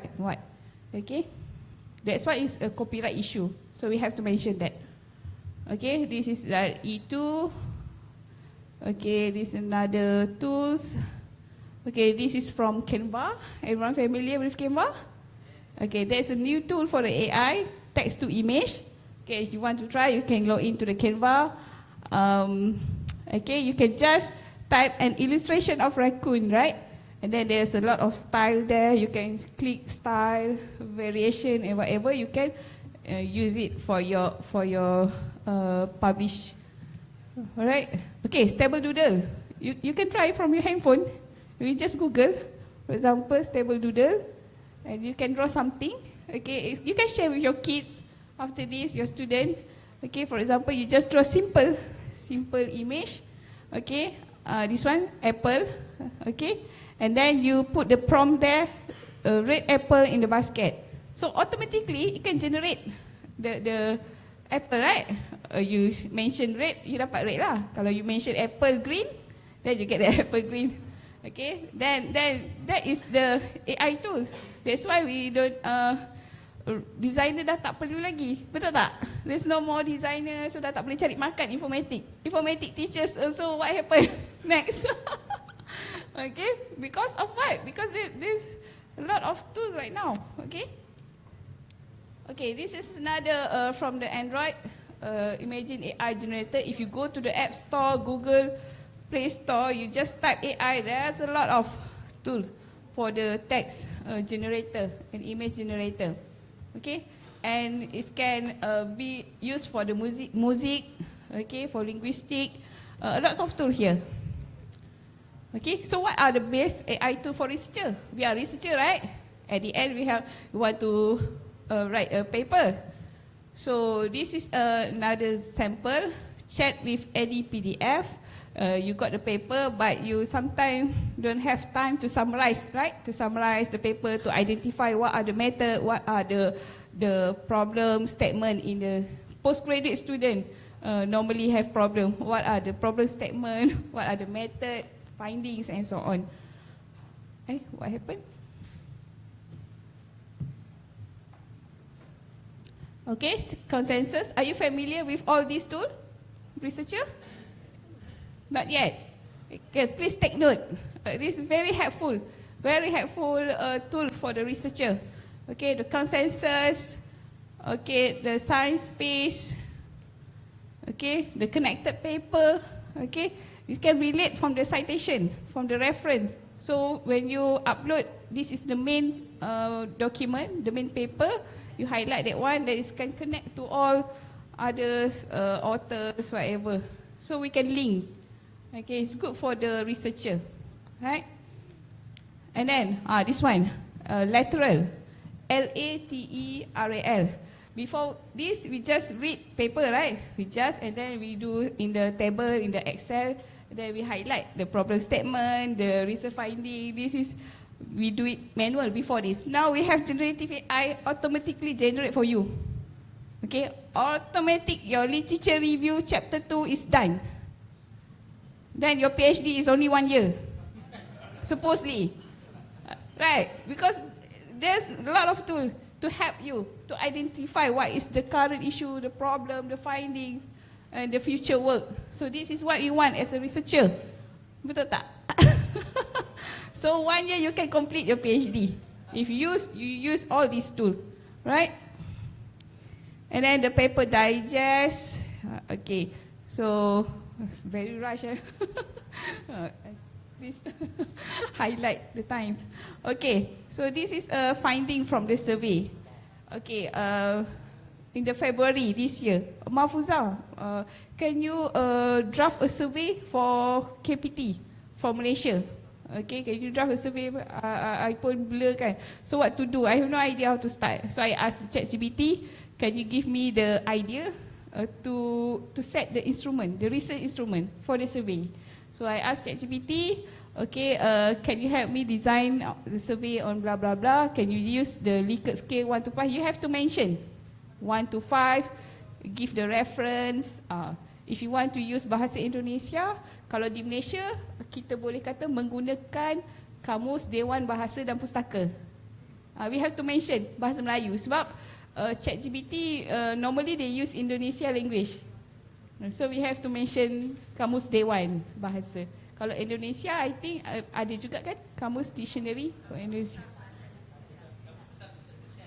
Kamus Besar Bahasa Indonesia, so you have to mention menggunakan, you boleh tanya dalam bahasa Indonesia. Okay, tak semestinya bahasa Inggeris. Now ChatGPT, AI semua dah intelligent enough. They got the knowledge. Okay, so this is the demographic. So from the survey, 81% now familiar with the AI tools. Okay, and then 62.5% mentioned that it's easy to use for the academic purpose, and they use for the academic works. Okay. Okay, what they do for the writing? Most of them use for the research proposal. Sometimes anak tidak hadir ke sekolah, also you want to search. Can you prepare for the for the letter to school? And then blah blah blah blah blah. If you want academic reference, you want to everything. Now it's very easy. Within 2 minutes, you get all this. You just copy and paste, you edit, right?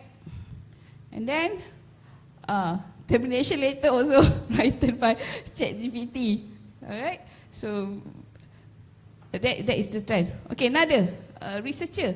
Sometimes you want to share something, writing a blog, right? Before this, you take 1 week to write a blog. There's no need to stay in your desktop to create the content. So you can use all these tools, this blog writing, and using this tool for 5 minutes only. Okay, act as an academician. You want to share the benefit of generative AI. You can start with writing an article at your blog. Suggest 5 titles for related topic. Okay, the first thing you ask for the title, and then you ask for the course outline, the course, the topic by topic, and then you can go deep and deep for the content. Okay, that what we do. It's a sequence, prompt, continuous prompt. Okay, then this is the final blog. Okay, you can look at the medium.com, you can search my name, and you can see that is from the generative AI. Okay, it's just sharing, it's just a sharing blog writing. It's for your visibility as a researcher. Because Dr. Sheikh also mentioned, India find a speaker from searching. Okay, I got an invitation from the India. I asked them how you get my information. 4 days searching my name and go through all my profile and then invite for the speaker. Okay, that what India academician do. Okay, searching. That's why we have to do a sharing. Okay, like a blog writing. Okay, then this is another example. Okay, let's just skip this one. Okay, you also can ask in table dalam bentuk jadual. Okay, sometimes you want more details, comparison. Okay, you can create. Boleh sediakan dalam bentuk jadual. Okay, you can prepare in table. Okay, you also can do the literature mapping. See, already done chapter 2 in 5 minutes, 10 minutes for the literature study. So, student postgraduate students, no reason you mention you tak boleh nak cari ni data. Alright, for books, for example, I want to write a book chapter. The theme is related with the generative AI, for example. So the purpose of this book is to bring awareness to educators about the AI tool in teaching and learning. Okay, the target audience is educator. Could you suggest 10 titles for a book chapter? Okay, that is the first step. You ask for the title first, then you choose the title. Okay, if you want more, you just type more. Okay, so you got another title. And then, if you want to, this one a long word, right? Creative writing with generative AI. But if you want to create a book cover with the 4 words only, you can ask again, can you use only 4 words? Okay, then you get a generative AI content generation. So we have to give the correct instruction. Okay, give the correct instruction. Means prompt, okay? And then after you confirm the title, okay, you can ask for the table of contents. Okay, you can ask for the table of contents. 5 minutes more, okay. So automatically you can get the table of contents. and then you can go through deep, right? I just show the example. So this is an alternative ChatGPT. You can try GitHub Copilot, Jasper, Perplexity because of Bing, okay? And then this is Perplexity, similar with ChatGPT. And then WriteSonic, ChatSonic is similar with the ChatGPT. I love this tool, WriteSonic, because I conduct training with the staff at the National Library. We can produce a book half day. We can produce e-books, okay, and then we can direct publish after 2 days workshop. Okay, so this the system we already create the outline. Okay, and then this is blog. Okay, it's good for the copywriting, product development. And the most important thing when we do the prompt, the instruction, we have to identify who is the target audience. Is this for educator? Is this for primary school student or for secondary school? You have to mention who is the audience and what are the rules. Act as a bestseller marketer. Act as a dean. Act as you have to mention your role. Okay. So this is the level. Okay, the taxonomy bloom. Okay, start with the knowledge, comprehension, application, analysis, synthesis, and evaluation. So the keyword there, if you just ask list the title, then you got list of title. If you want to elaborate more, you can use the word explain. Can you explain about this topic, whatever. If you want a detail, so you can compare. Okay, use the keyword in the synthesis. Can you create? Can you design? Okay, this is very important when we do the prompt. Okay. Okay, you can rephrase, you can summarize, and then you can prepare the course outline. Maybe your client, can I get the course outline for 2 days for this workshop? And then you just go to desktop, log in, ask for the course outline, then submit to the client. Okay, so you can create in the table. Okay, you can do for the copywriting, for the marketing, and then guideline. Guideline, Malaysia also have the guideline. We have MQA guideline. I believe Indonesia institution also have the guideline for the generative AI. So you can refer your guideline. So the thing is, use all these tools to enhance, not to replace teacher.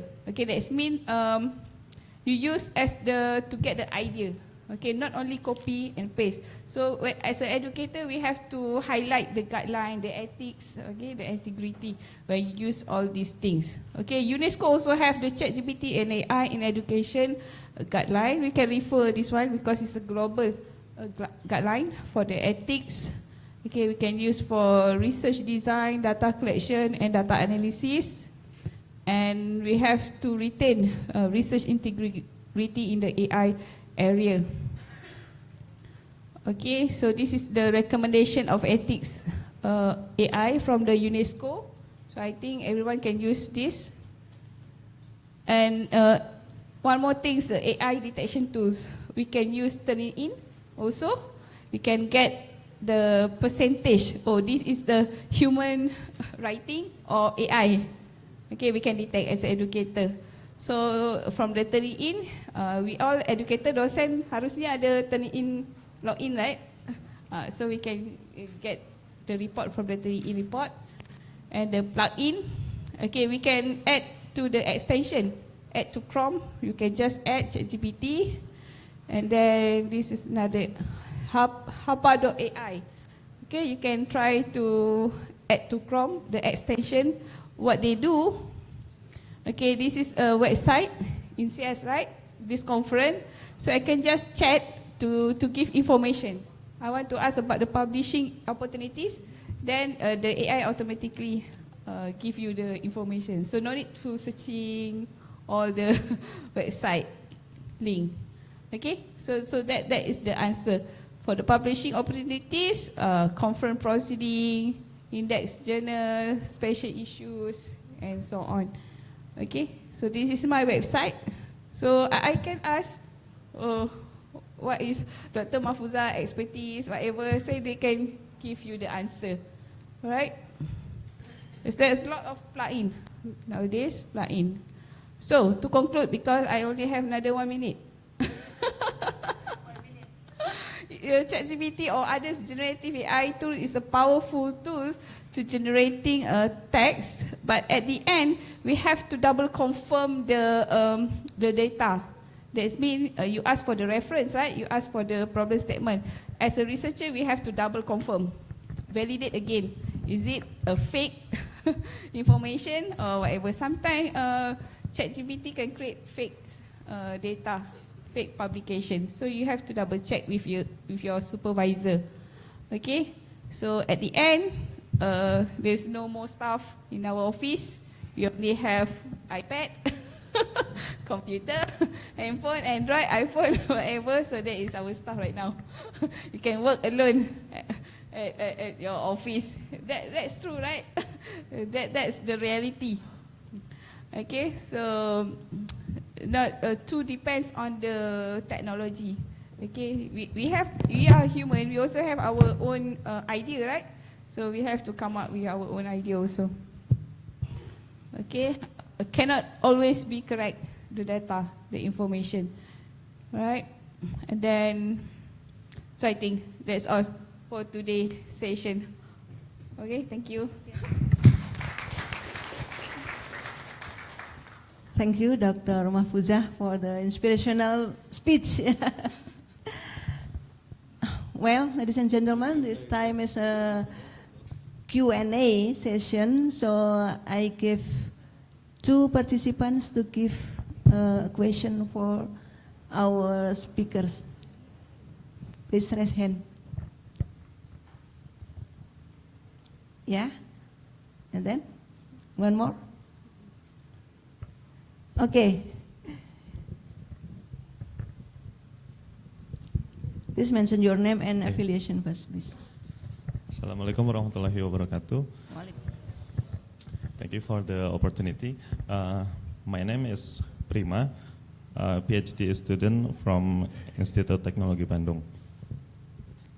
Actually, my background is civil engineering, but I'm quite curious about electric vehicles. So I'd like to ask to Dr. Sheikh Muhammad, give me some explanation about how do you think about electric vehicles? Is it really eco-friendly? Because the battery, the source of energy battery need nickel and cobalt. Maybe it is just change from fossil to nickel, I think. Thank you. Okay, thank you for the question.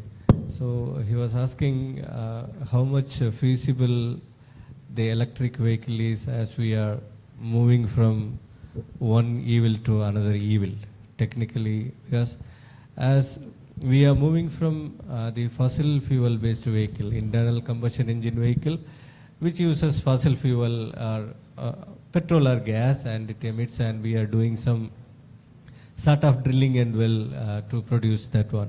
At the same time, when you are talking about electric vehicle, batteries are using nickel and cobalt, which are now doing, which require massive mining of such minerals and materials, and it is happening in the African region. So there is a sad part that it requires more and more such kind of energy, and it will affect the environment indirectly. But now, rather than going for battery-based electric vehicles, the automobile industries are focusing more on hydrogen fuel cells. So hydrogen fuel cells are not harmful like the batteries, because I have seen several videos of battery vehicles exploding.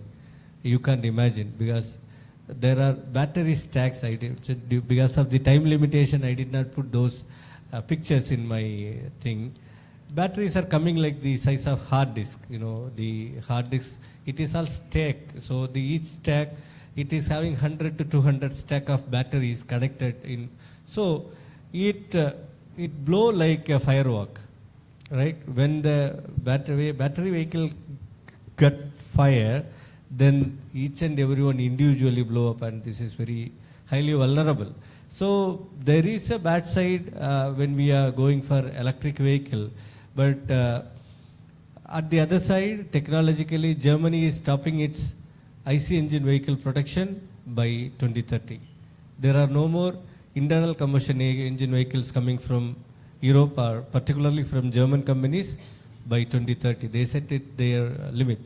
And Tesla is coming up with more autonomous vehicles. So those in the aspect of autonomous vehicles, they will adopt more technology into that. That will make the vehicles safe, but it will not completely eliminate the effect of the mining. The only solution is going for the hydrogen fuel cell.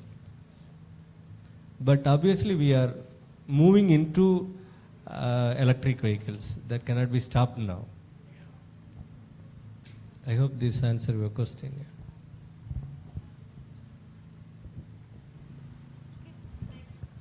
Okay, thank you for the opportunity.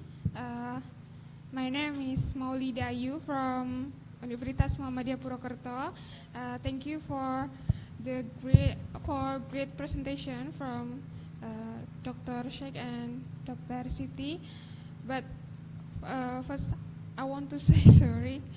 I want to ask to Dr. Siti, is it okay if I want to be your PhD student?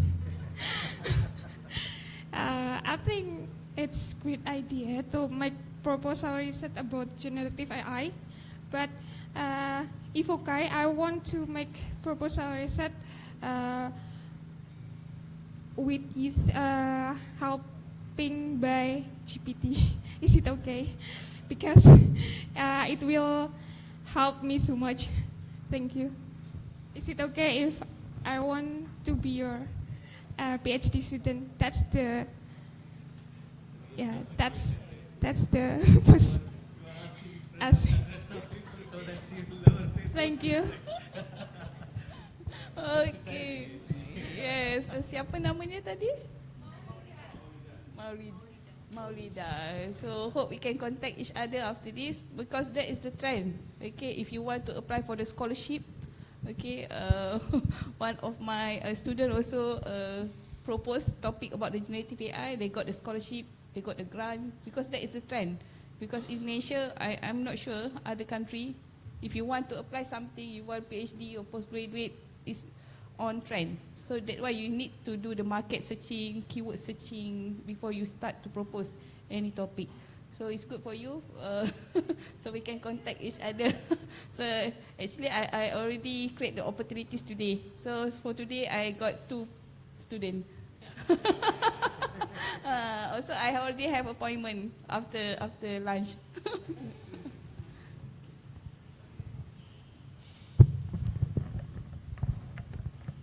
Well, thank you. Maybe one more question from participant, please. Yes, please.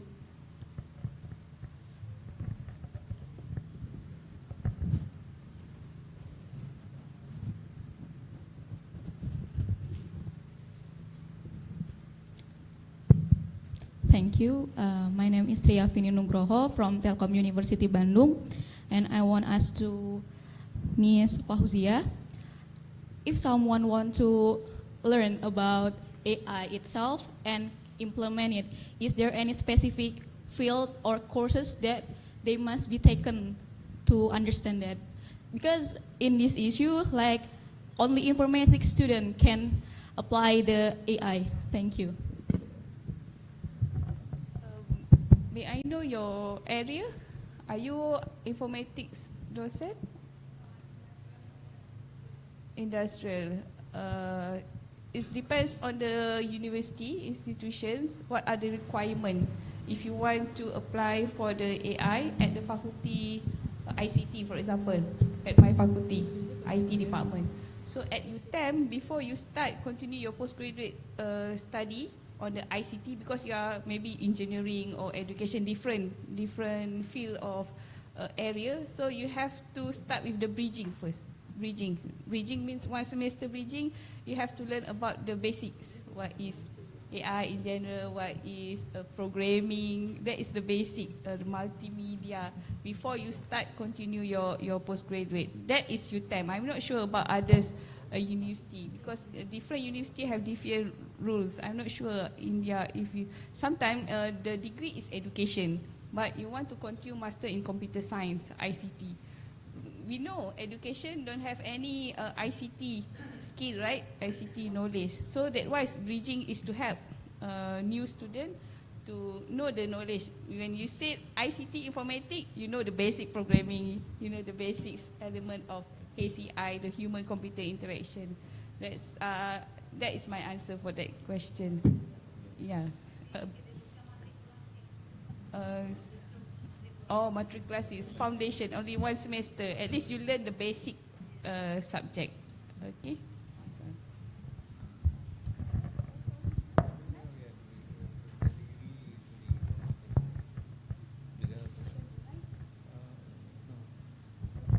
As like what she mentioned, it depends on the field you are selecting, because now we are adapting artificial intelligence for everything, irrespective of the field we are studying. Even civil engineering has informatics in it, mechanical engineering, chemical. We are adopting technologies for each and every engineering, and that is why this engineering and it has turned into engineering and technology.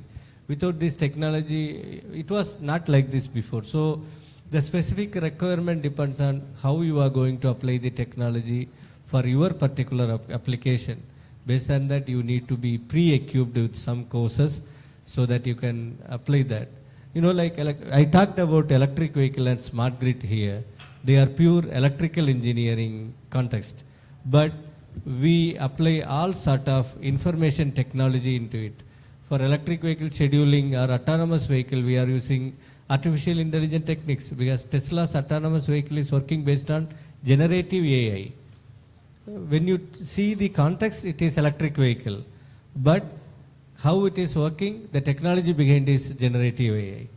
So it depends on how you want to take your subject and fit it into the application. Based on that, it will differ, yeah.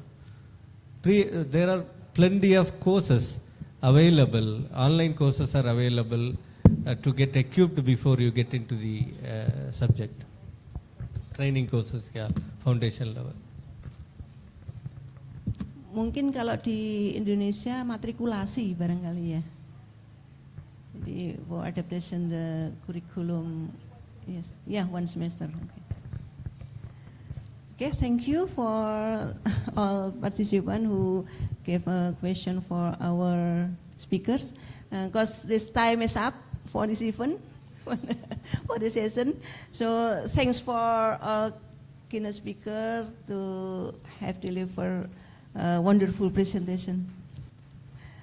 May this all be useful for us. Amen.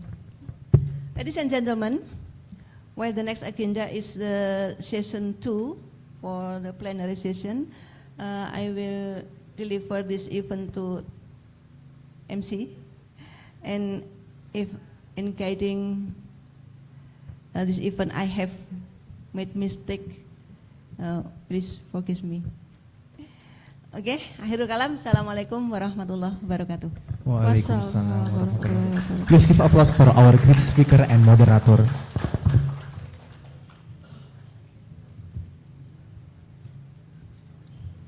Thank you, Ms. Vida, and our great speakers.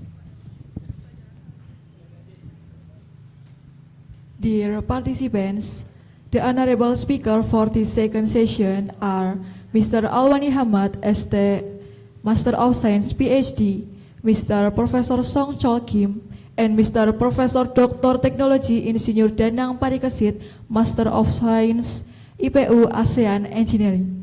This session will be directed by Mr. Haryanto, PhD, Associate Professor of Chemical Engineering, Universitas Muhammadiyah Purwokerto. For your information, he is a lecturer and head of study program Chemical Engineering, Universitas Muhammadiyah Purwokerto. He was PhD educated in the Yunnan University, South Korea, with the concern academic in synthetic polymer as part of chemical engineering. Please join me to welcome Mr. Haryanto.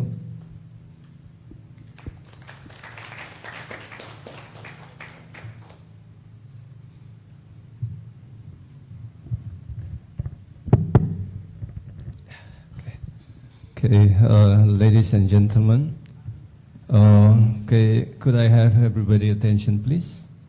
Because maybe no time is sleepy for everybody. Okay, Assalamualaikum warahmatullahi wabarakatuh.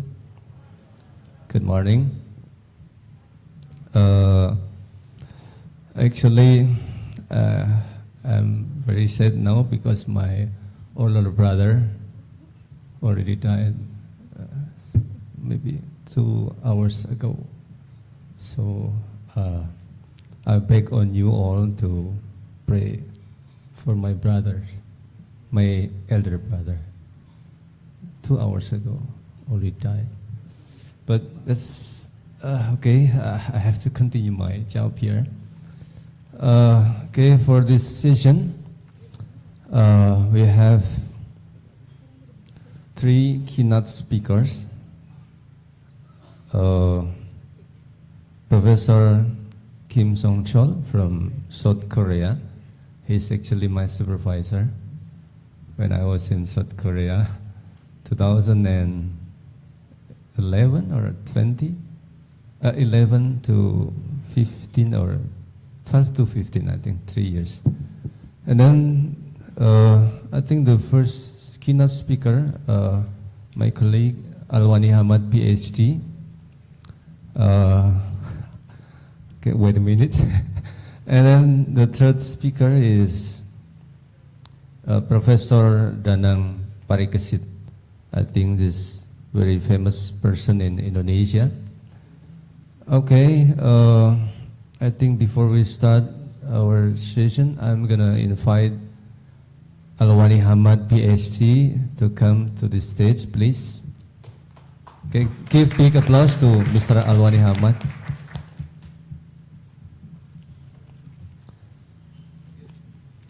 Okay, same with the previous session. So we have a rule. So we give 20 minutes for each keynote speaker to deliver the presentation, and then after that QA.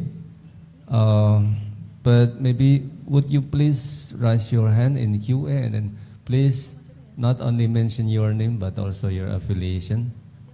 Okay, I think first presenter is Mr. Alwani or Alwani Hamad. I'm going to read a very short curriculum vitae, his profile. Every day we meet in our department. We are from the same department. So Mr. Alwani Hamad, PhD, he graduated from his undergraduate program from Universitas Diponegoro Semarang in 2004. And then he finished his master program in Mahidol University, Thailand in 2010. And then he got a PhD degree from Chulalongkorn University, Thailand also, in 2021. So somebody who are expert in Tagalog. Oh, no, Tagalog. What is the language, Thailand language? Thai. Maybe you can answer in Thai. Okay, Mr. Alwani Hamad, I allocate time for 25 minutes. I'm gonna extend the time if you need more, maybe 5 minutes. Okay, Mr. Alwani, the floor is yours.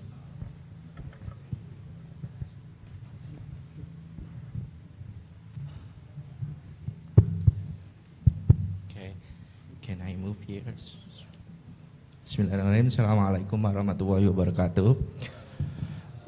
Thank you very much, Pak Haryanto, and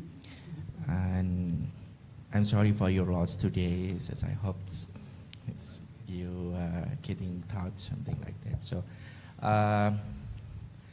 thank you very much for your opportunity to ask to me actually to present our works, and thank you very much for your Faculty of Engineering and Science Universitas Muhammadiyah Purwokerto that's give me a chance to share our work here. That's my name is Alwani Hamad. I'm from Department of Chemical Engineering Universitas Muhammadiyah Purwokerto, and as my special, my specialty is about food technology actually, but in special in food powders, like as I will mention, I did this, and actually we have like several laboratory. One of is like food bioprocess laboratory and fertilizer, and specialize us to like how to make processing in food and fertilizer here. And this today I would like to present about my work, please, about the food powder and in the characterization and formulation. I'm sorry if it's a bit like technical or just too chemical engineering or whatever, because like last slide, like AI is someone everyone know about the AI, but maybe like in the food powder and characterization, I will maybe like explain some slowly after that. Please slide, and then this is okay.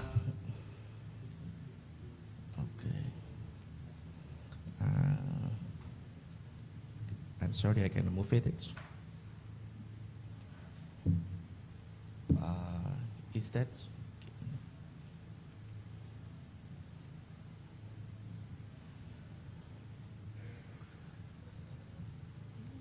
So actually, like the powder is like one kind of the process that usually chemical compound or bioactive compound will protect in the some matrix, something like that.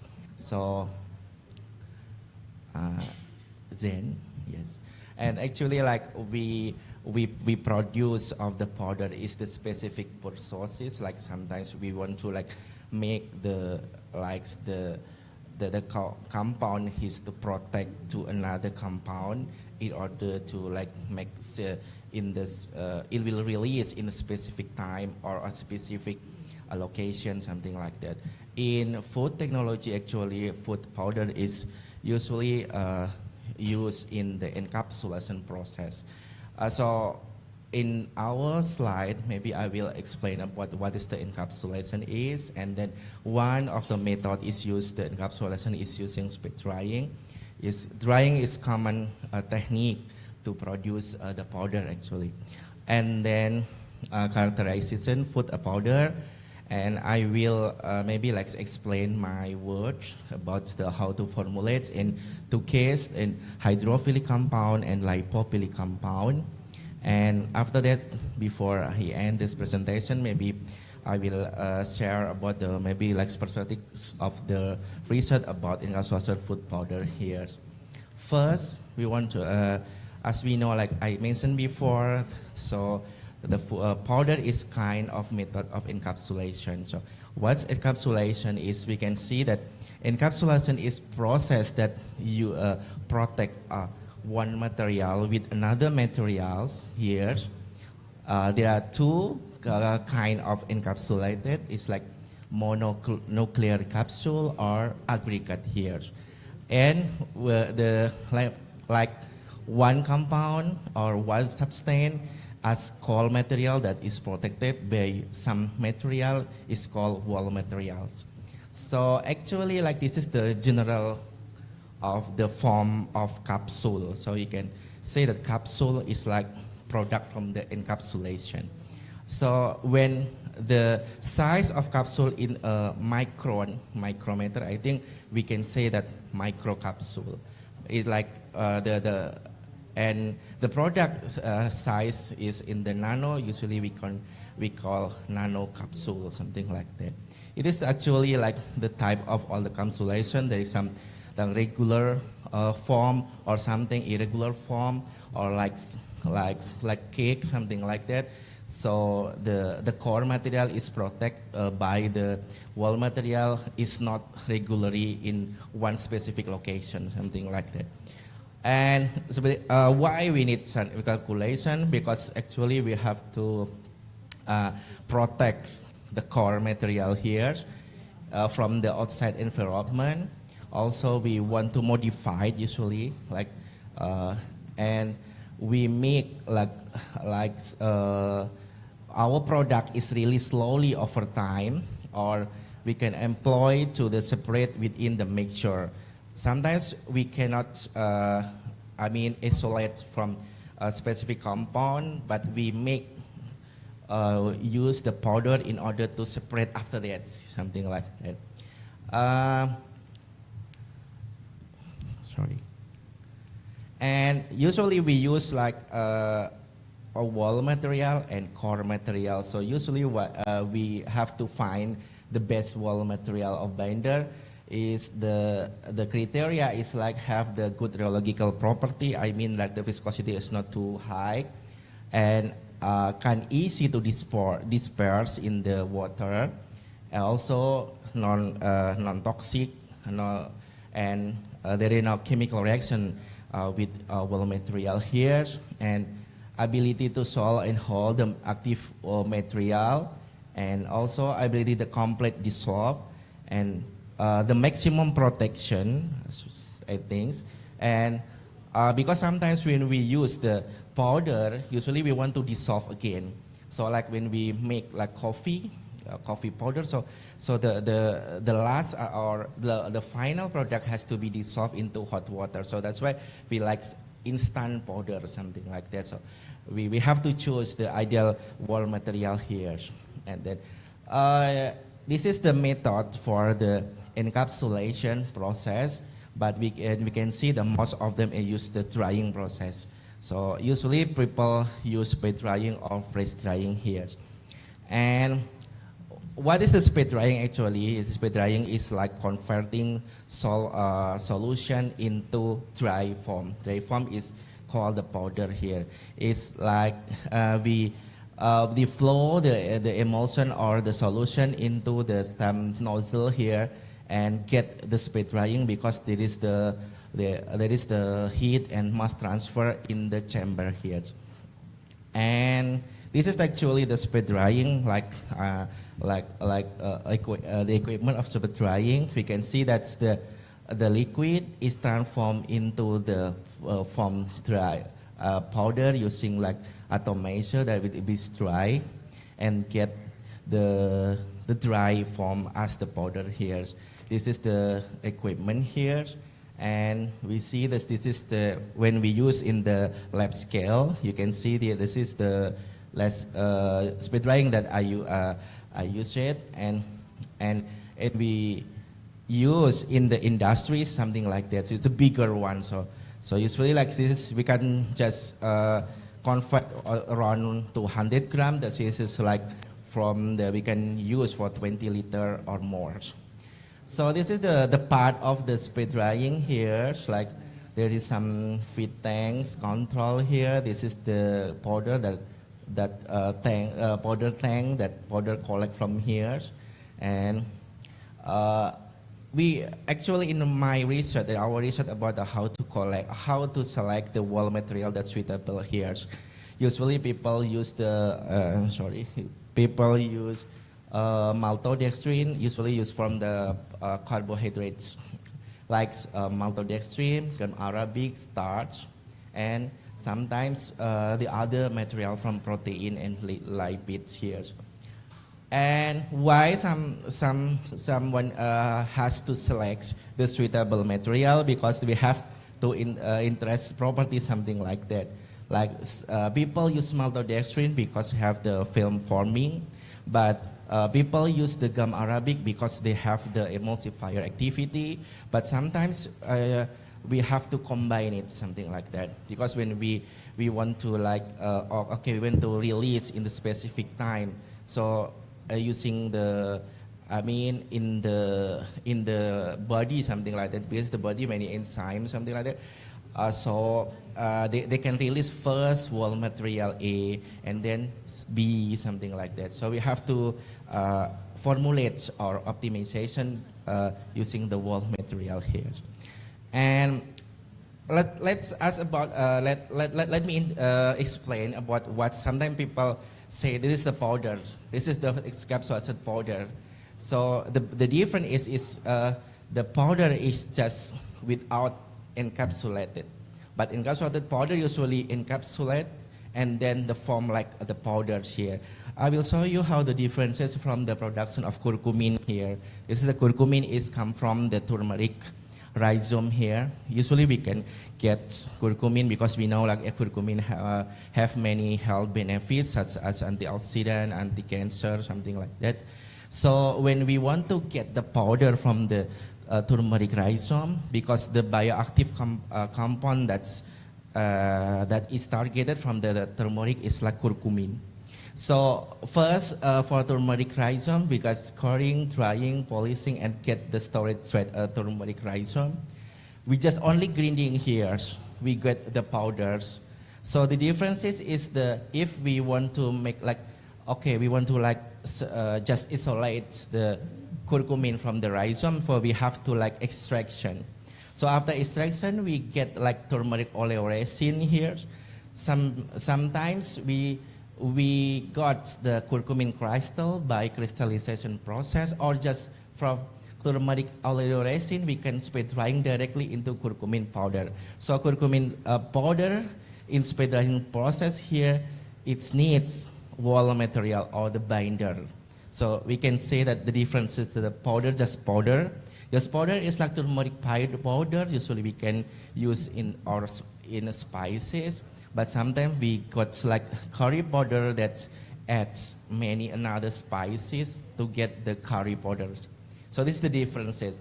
So what's different after that? So this is the turmeric powder is not protected by the wall material. So our powder with curcumin powder is like get more protected by the wall material here.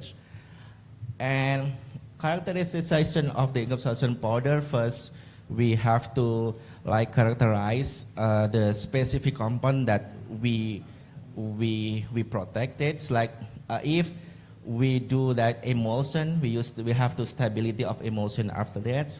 And also we use physical property.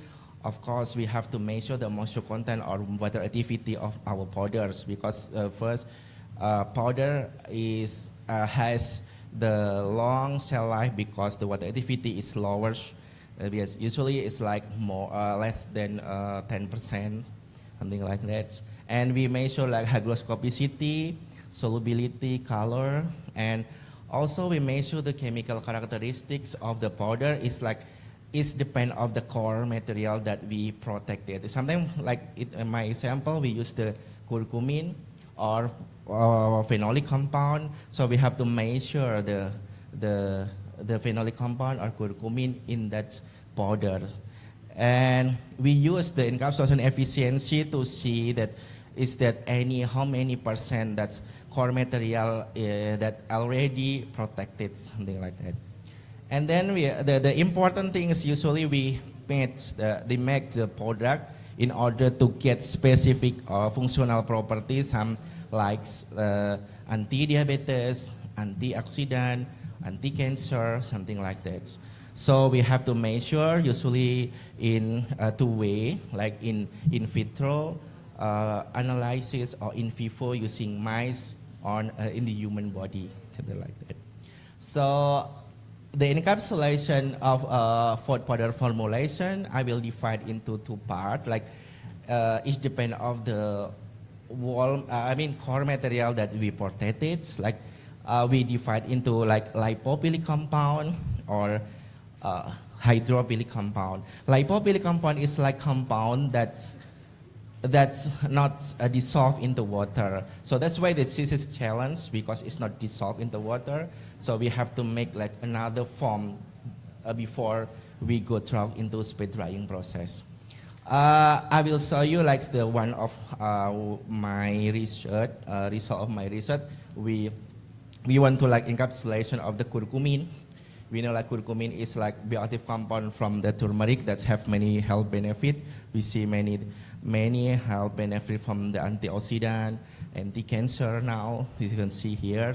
But the problem is the curcumin is have low bioavailability in the human body. So it just only less than 20 nanogram per kilo of the curcumin. It means like we just only consume 1 kilo of turmeric, so we just only 20 nanograms, so without any treatment. So that's why we have to like encapsulate here into the powder here. Using, this is the problem here in the human body, just only, the idea is like we make like some, what is it, wall material or binder that protect that curcumin into human body, so that's why they can dissolve into waters. And then finally we can get, when we consume the curcumin, it will dissolve into intestines and get the highest level or concentration of curcumin in the human body. That's why, but the problem is we have to make like stable emulsion after that, because curcumin cannot dissolve into water, so make the emulsion first. So we have to make stable emulsion and then go to the spray drying process in order to get the encapsulated powders.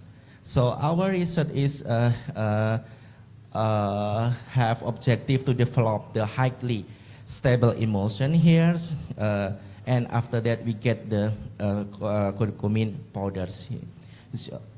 So what happened in the system of emulsion here, because when we want to make like spray drying, so we have to add what is it, wall material. Adding of wall material in the system of emulsion will make separate of emulsion. So this is the problem. So we cannot go through the spray drying before we make the stable emulsion first. That's why the idea is like when add some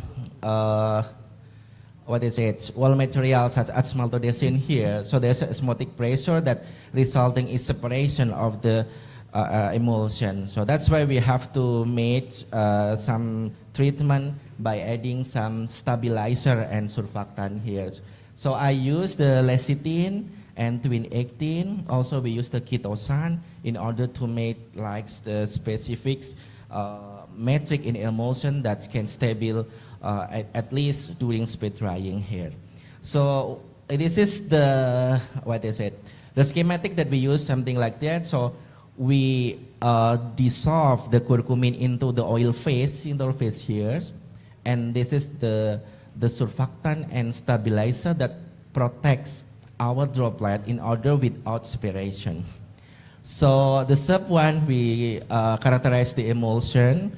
So I do the characteristics of particle size, something like this. The final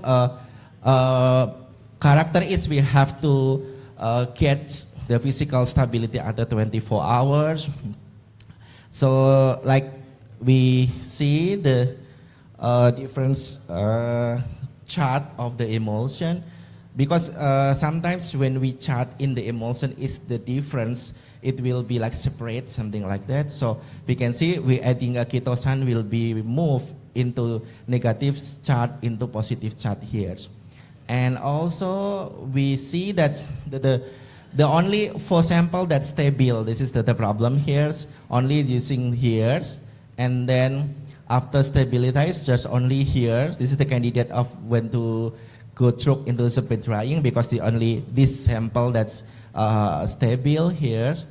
And then when we see the microscope here, this is the interaction of the oil, carbohydrates, and stabilizer. We can see that this is without stabilizer. So this green one is stabilizer of chitosan. So that's why it's stable after that.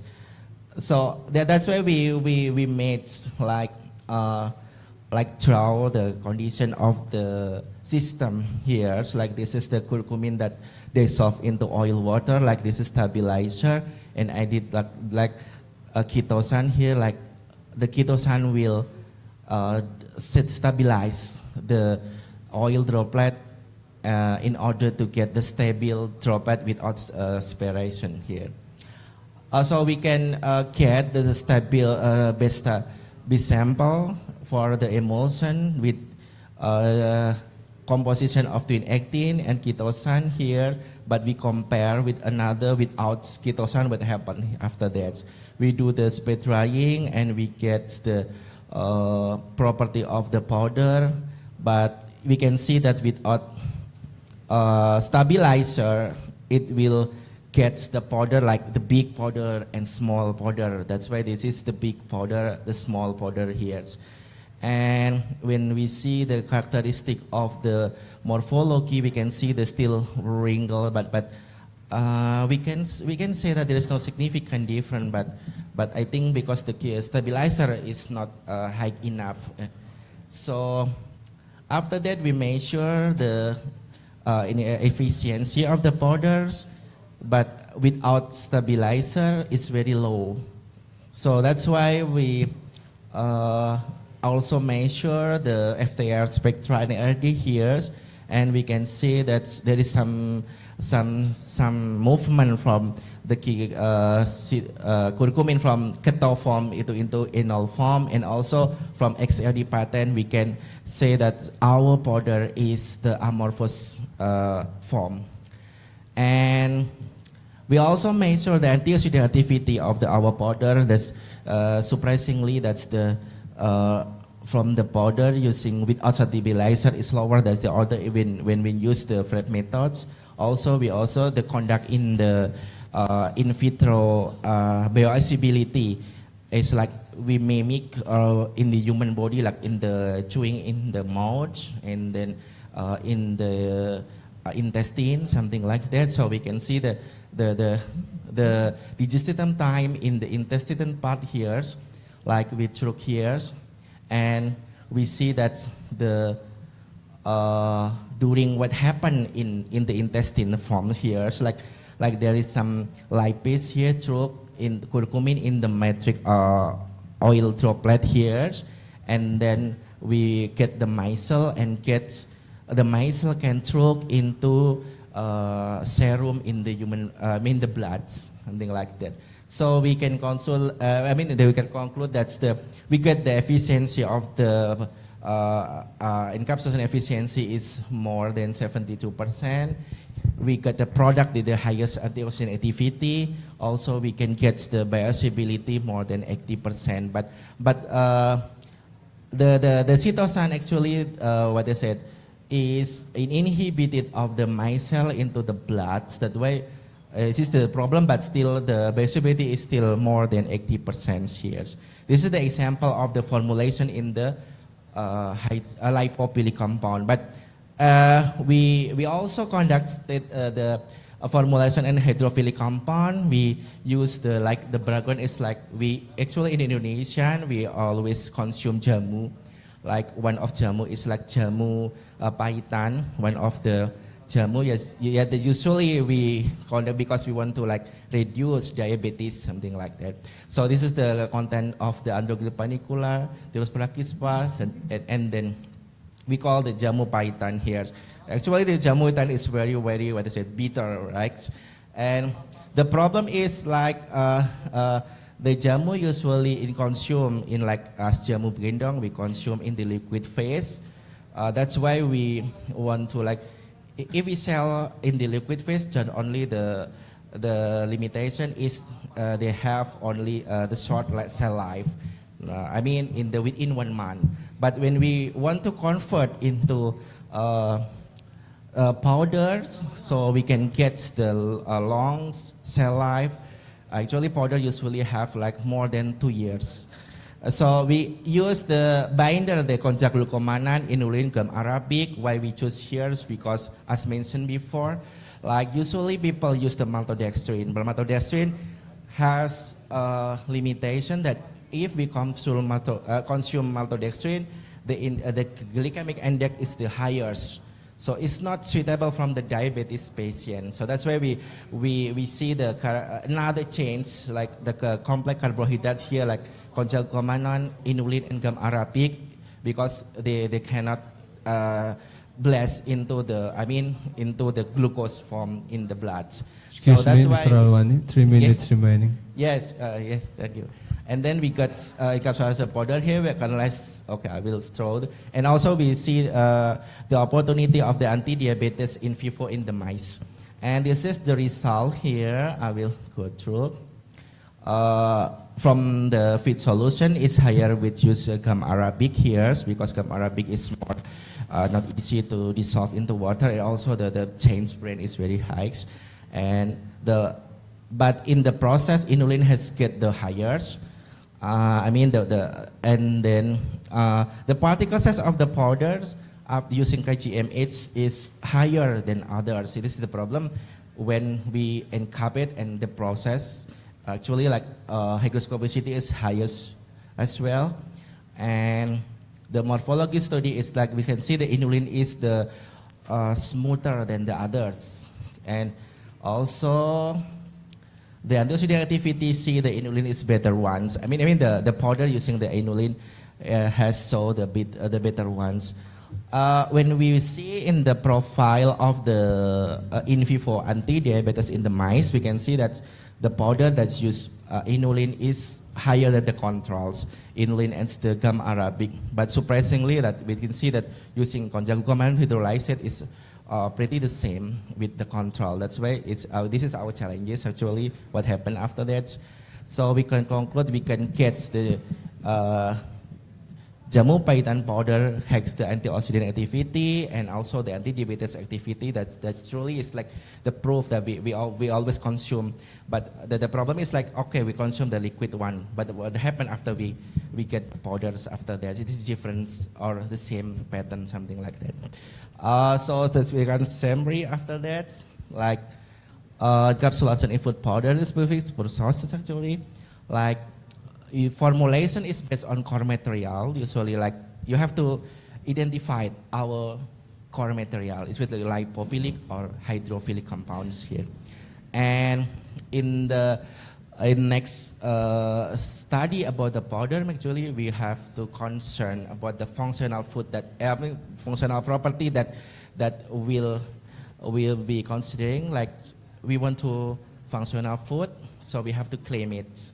So if we want to we want to protect our compound in order to release in the specific location or specific in human body, such as in the cancer, something like that, or in the fertilizer. It depends on what you want actually. But we have to create how to formulate or how to select the raw materials.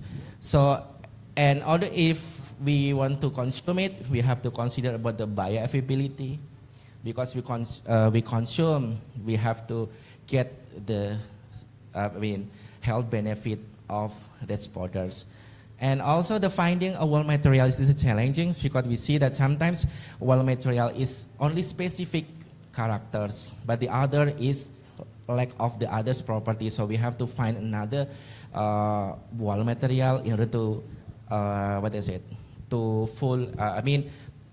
feel that's disadvantage of the other powders. So that's why usually we use the spray drying to convert into powder. But like the spray drying has the big machine that's very, very expensive. So maybe we can try with another solution, like with another drying method, like format drying or assisted drying using another sources like microwave or the others. So this is our reference that I use it. I want to thanks to this is my supervisor actually during I did PhD, and then this is our team in our labs. So we use the collaboration with the Faculty of Pharmacy because we cannot do it ourselves. We have to collaborate with the other in order to like to in vivo model, something like that. That's all my presentation, and thank you very much. Okay, thank you very much. Give big applause for him, Mr. Alwani Hamad. I could not imagine if I delivered this topic because I'm not as big as him. He talked about functional food, so functional food is rich, abundant of nutrient and protein inside the food. Okay, but we have very limited time, so we have to move to the next keynote speaker. Could we connect with Professor Kim now? I already sent message via Kakao Talk. He already answered. It means that he's ready now. Hello? Okay. Okay. Hello, Professor Kim. Annyeonghaseyo. Yeah, I can hear you. Okay. Before Professor Songchol Kim deliver the presentation, I'm gonna read his curriculum vitae. He graduated from Gyeongbok National University for his undergraduate program, and then master program from Seoul National University, and then he got PhD degree from University of Massachusetts, Polymer Science and Engineering Department, a program. As I know, he already moved from nanomaterial polymer department to chemical engineering department. Is it correct, Prof? Yeah, we merged together to get one School of Chemical Engineering program instead of running a Department of Nanoscience and Technology. Okay, okay. I'm going to continue to read this curriculum vitae. He published 145 papers, 4 patents and 3 patents related with technology transfer. And also he got some awards, Award Chemist of the Year, nominated in Medicine Who Is Who, Human Dictionary, and nominated in Marquess Who Is Who, Human Dictionary. Okay, I think time is yours, Prof. Kim. I allocate time for you, 3 minutes for presentation. Okay, thank you. Thank you for introduction. The time is 1:25, so I have to finish 1:55. Okay, so the time is limited. I'm gonna introduce some the general things about the corrosion. So topic of my presentation is the corrosion inhibition by using some green inhibitor, which is obtained usually by the natural compound. Okay, this is the my presentation. So what is corrosion? Corrosion is the oxidation of a material. The final oxidational form is the metal oxide or metal hydroxide or metal sulfide. Usually, the anodic site and cathodic site are somewhat different. In anodic site, ion become ion, Fe2 plus, and it donated 2 electrons. This electron moved to cathodic site. So the air oxygen and proton, which is obtained from the spontaneous dissociation of a water molecule to combine to generate water. In anodic site, we have Fe2 plus ion, and this is further oxidized by air oxygen to generate Fe3 plus oxide hydrate. This is reddish brown color, so this is called rust. Okay, so the anodic site, the standard cell potential is minus 0.4 volts, and cathodic site, the standard cell potential is 1.23 volt. By combining two, we get overall potential, which is 1.67 volt. This positive potential means that this is a spontaneous reaction. Okay. There are several types of corrosion. Uniform corrosion occurs when the metal is immersed in homogeneous corrosive condition. And galvanic corrosion occurs when two different materials are attached together. One has a higher tendency to be oxidized. So this occurs like the zinc or magnesium attached to the metal. So the magnesium or zinc can be easily oxidized with respect to the iron. So that this is the iron, the magnesium or zinc is called the sacrificial electrode. So the pitting corrosion occurs if there is a pit or hole. Usually it is very small, so it is usually undetectable. Pit and hole can hold moisture and oxygen, so that can increase the corrosion. Crevice corrosion occurs between interface of metal joint. Because of capillary reaction, the electrolyte, usually water, and some iron, and the air oxygen corrode this interface. The intergranular corrosion occurs because usually the metal is polycrystalline. In the polycrystalline structure, grain boundary is a bit weaker, so it has some amount of void and some impurities. Because of the void, this void can hold electrolyte and oxygen to increase the corrosion. Erosion corrosion occurs when the pipe is exposed to high flow rate of fluid. So fluid can erode the metal surface as well as corrode the metal surface. So the corrosion and erosion occur together. In case of stress corrosion occurs by internal or external stress. Stress generates a crack. Crack is made of void. Okay? So the void can hold the moisture and oxygen to facilitate the corrosion reaction. Okay, so let's take a look at economical impact. We lose about $2.53 billion each year because of corrosion, which is equal to 3.4% of total global GDP. The corrosion is a very important issue in Arab world. Arab world produces quite a lot of oil and gas. So the gas pipe is corroded because of during the washing process. The Arab world loses about $140 billion each year.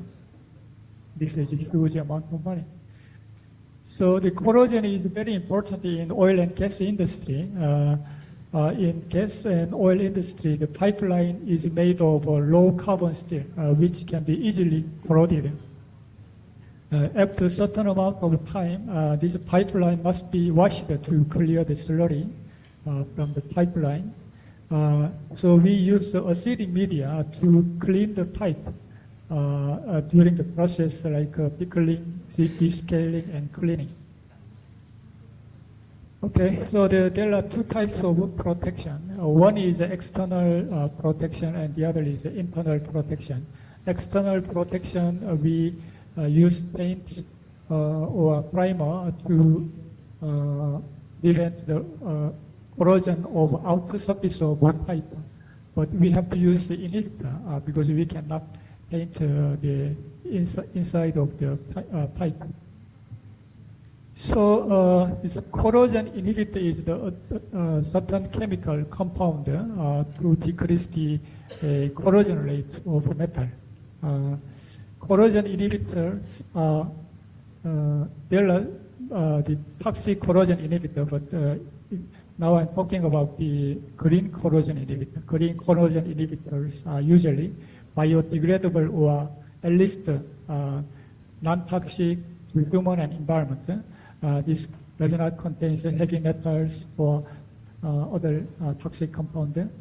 So among green corrosion inhibitor, natural inhibitor are most important because it is eco-friendly, effective, non-toxic, economical, and non-hazardous.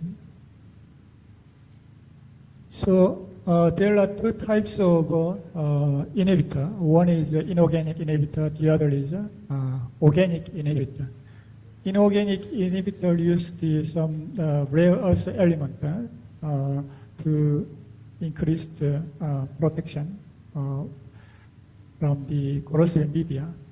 In organic inhibitor, there are several types of organic inhibitors: ionic liquid, biopolymers, surfactants, amino acid, drug, and plants. Okay. Now let's look at how we can analyze the corrosion behavior. The weight loss method is the easiest way. The mass loss of the metal is determined by the difference in weight before and after it is immersed in corrosive media. Electrochemical impedance spectroscopy can be used to detect corrosion inhibition. So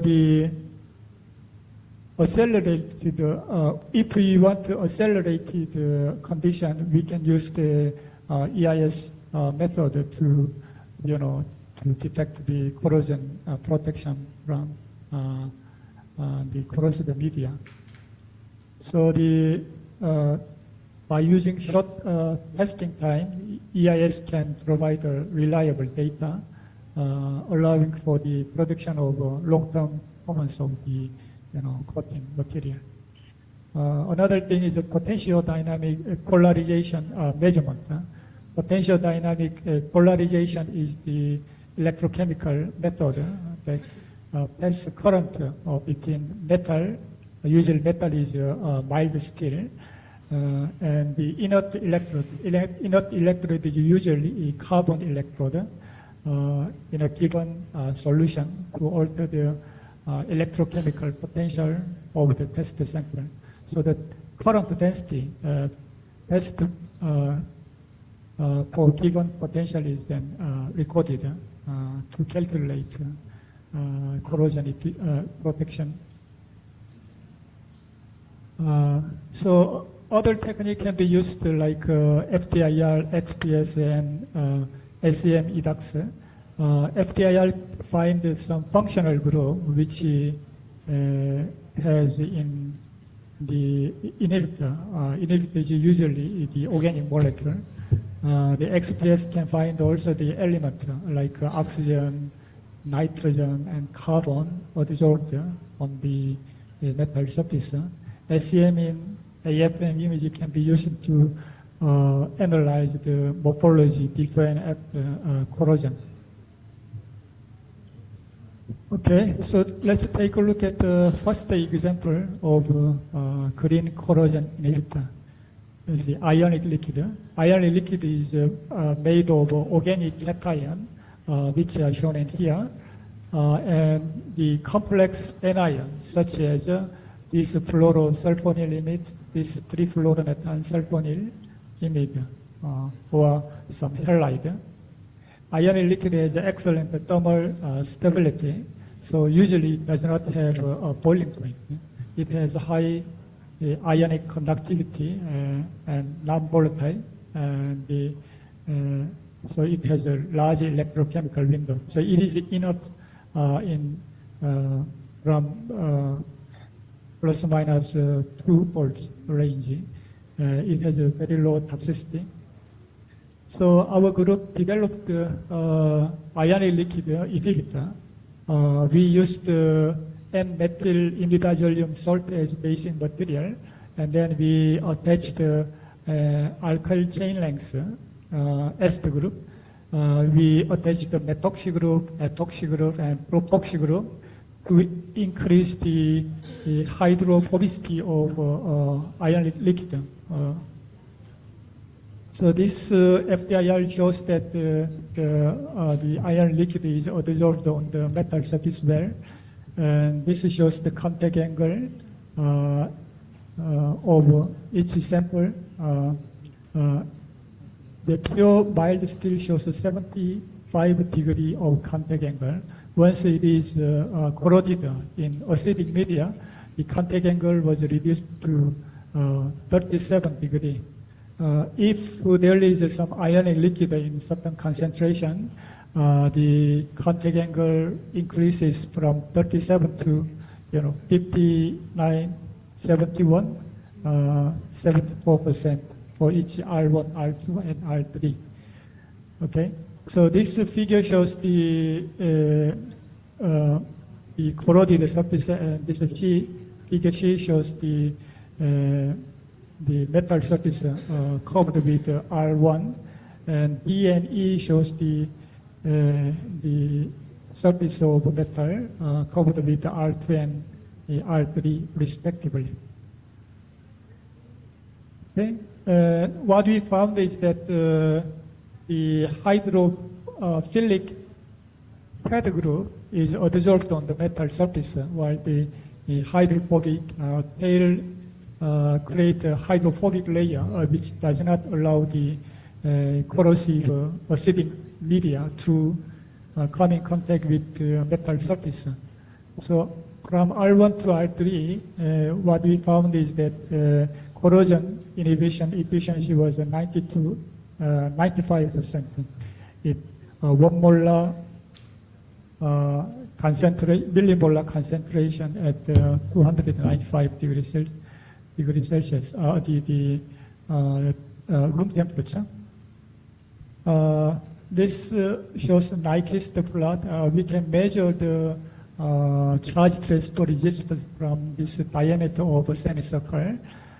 So the charge transfer resistance increases with increasing concentration of ionic liquid. So which means that ionic liquid is adsorbed on the metal surface as a function of concentration. Another example is the biopolymer as a green corrosion inhibitor. We can get many different types of biopolymer from nature. Chitosan can be obtained from the shrimp shell, and albumin is abundantly in the blood. Silk and collagen is a fibrous protein that can be also used as a corrosion inhibitor. Bacterial cellulose, dextran, alginate, pectin, agarose, and cellulose all are the derivative of the polysaccharide that can be also used as a green corrosion inhibitor, but the effectiveness is all depends on the molecular structure. So the Morgan et al. So they used the tragagenstcom as a green corrosion inhibitor. Tragagenstcom has arabinogalactan as the main ingredient. This is also polysaccharide. So what they found is that this biopolymer obeys a Langmuir adsorption isosome at various temperature. This suggests that monolayer adsorption on the metal surface. And they also characterize the surface by using AFM and SEM. This shows the pure polished iron metal surface. And this is a corroded surface, and this shows the metal surface protected by arabinogalactan. So by analyzing the EDAX, they found that there is the presence of oxygen atom. This oxygen atom is abundantly in this derivative of polysaccharide. Okay, so they further characterize this corrosion inhibition of arabinogalactan by using some electrochemical method. This Teppel plot shows that the corrosion voltage, corrosion potential value become more positive and shift anodically with the increasing concentration of arabinogalactan. This reduced current. We can calculate from the slope. This is the deflection point. We used some baseline to extrapolate the value of corrosion current.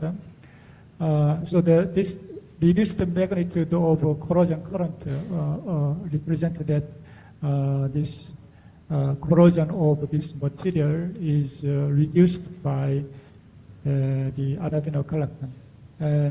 This Nyquist plot shows that charge transfer resistance, as I said, so that the diameter is responsible for the charge transfer resistance, and this increases with the increasing concentration. And border plot is plot between plot of phase angle as a function of frequency. So phase angle is in the alternating electrical field. The sign function of current and voltage has some phase difference, so that this phase angle is plotted as a function of frequency. So if the phase angle is small at high frequency, that is a good material as a corrosion inhibitor. And this is the plot of impedance as a function of frequency, and the higher the impedance, the better the corrosion protection. So at higher concentration, we get higher impedance.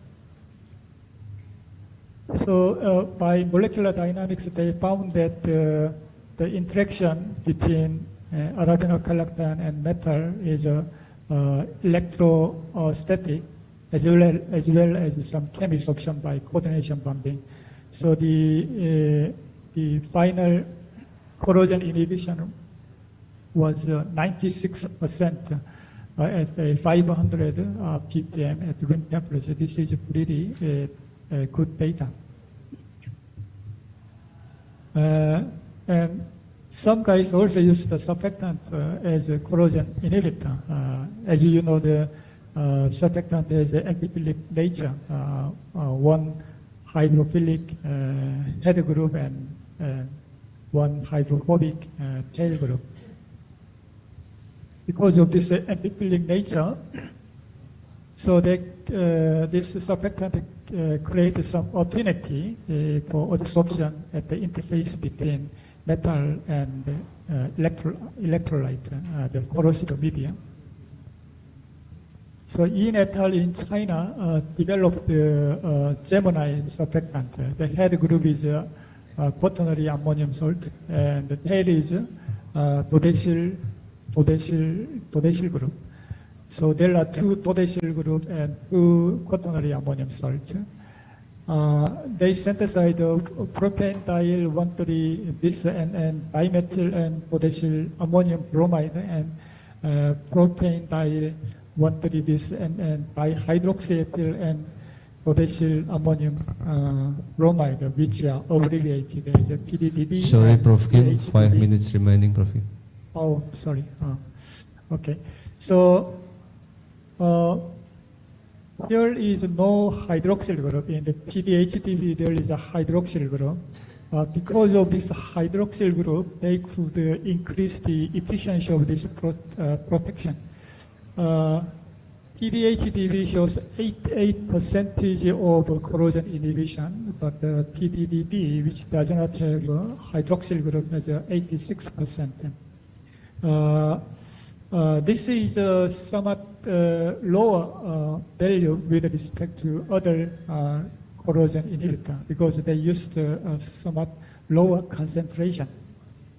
So the hydroxyl group is actually beneficial for corrosion inhibition because the hydroxyl group can donate the electron to metal. Another candidate is the amino acid. Amino acid has an amino group and carboxylic acid, which can make a coordination bonding with metal. And this R group is usually the hydrophobic, so they can make a hydrophobic interaction. So some scientists used this alpha amino acid among many amino acids because it is non-toxic. They insist that this is economical, but actually everybody knows that amino acid is quite expensive. So the Zhang et al. Modified the glutamic acid. This is the glutamic acid. They modified it with the phalloyl group and the octadecyl group and benzoyl group. So what they found is that corrosion inhibition was 60 to 66% in 0.1 molar H2SO4 condition. This is relatively lower than other cases because I guess because this compound has poor solubility in acidic media. So if the material is poor solubility, then material aggregate, and then it is not the surface of a metal is not fully covered by this material. So another thing is the drug molecule as a green corrosion inhibitor, but this drug is quite expensive, you know. So they used atorvastatin as a corrosion inhibitor. This is a cholesterol suppressor in the blood. They found that this is quite effective. In 150 ppm, the corrosion inhibition efficiency was 96%, which is pretty high. But the problem is that the medicinal drug is really expensive, and 1 gram is several $100, something like that. Okay, so this inhibitor shows some chemist option through coordination bonding and physics option through electrostatic ionic interaction, as well as the retro donation. So all this molecule has all three functions: some carbonyl group, hydroxyl, nitrogen group, and the benzenoid structure that can enhance all kinds of interaction. Plant is most popular because this is cheaper than any other material. So they contain phenolene, flavone, isoprene-based compound, phenolic material, and they can all donate electron. And flavonol has 15 carbons, which is very hydrophobic. So they can make hydrophobic layer to protect metal surface from the corrosive media. So we can use extract or the essential oil extracted from the plant. So essential oil is not easy to get because we need some equipment and certain environment to extract the oil. Right? The amount of oil is very small from plant. So here they used extract of Vaccaria vulgaris. So this contains quite a lot of phytochemicals. This can protect the metal surface about up to 91.3%. And then by coating this material, the corrosion current was reduced from 264 to 20 microampere per square centimeter, quite a large reduction of current. And the other guy also studied this Vaccaria vulgaris, but what they found is that 85% of corrosion inhibition. So here they used 800 ppm of optimum condition. They got 91%. Here they used quite high concentration. This is 2 gram means the 20,000 ppm per liter. So they didn't use the optimum condition. That's why I guess this value is lower than the previous research. So another research used essential oil from the oregano leaf.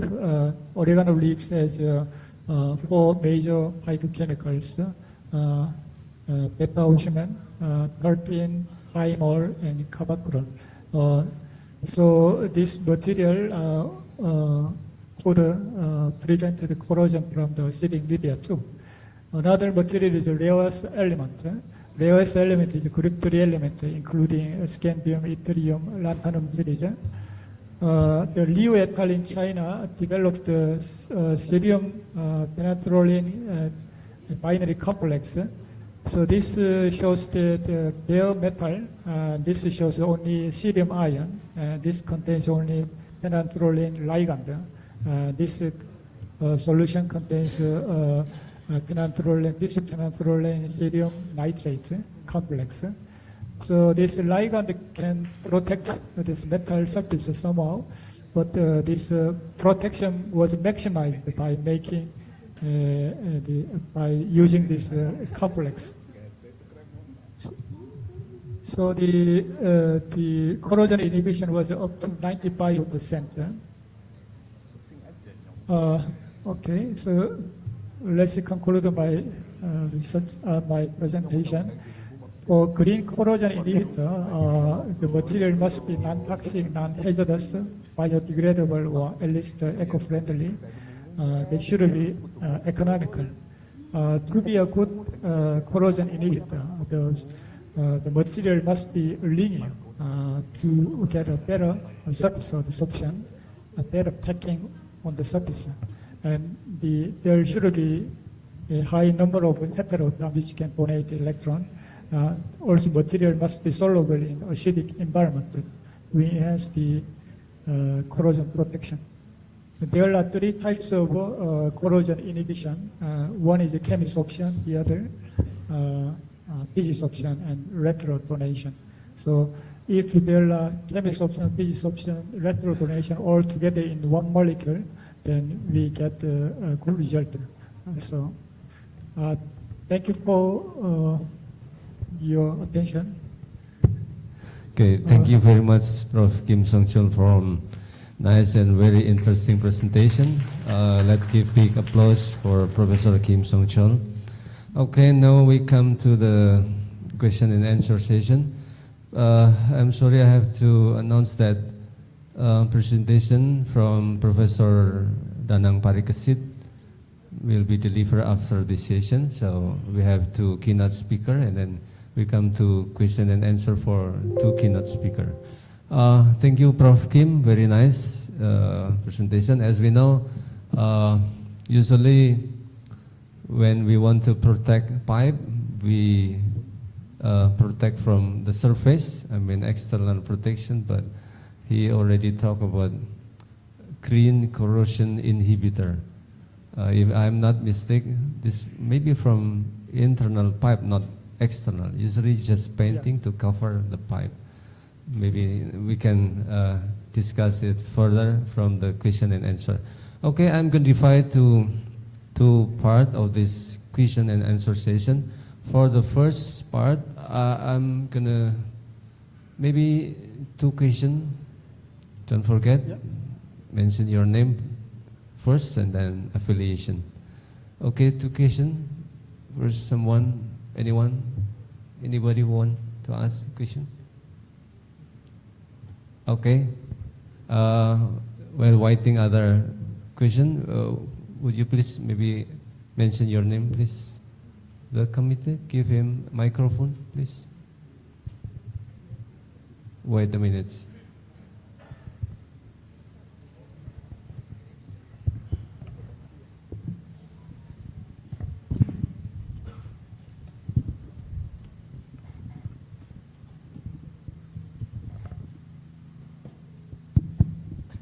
Okay, Assalamualaikum warahmatullahi wabarakatuh. Waalaikumsalam.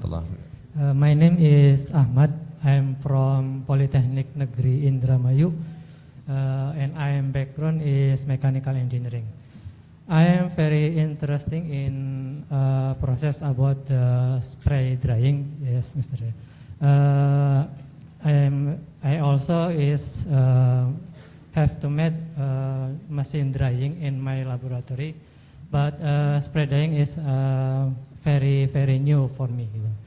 I just want to know parameter in your experiment about spray drying, the parameter of airflow of spray and airflow of hot air must be set in the process is how much. And how much too about the energy, color energy must be set up to in that process drying.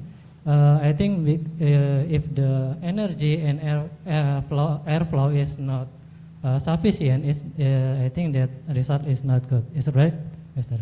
Okay, thank you. Okay, thank you, Mr. Ahmad from Polytechnic Negeri Indramayu. The next question, please. Okay, raise your hand, please. No one? Dr. Mahfuda.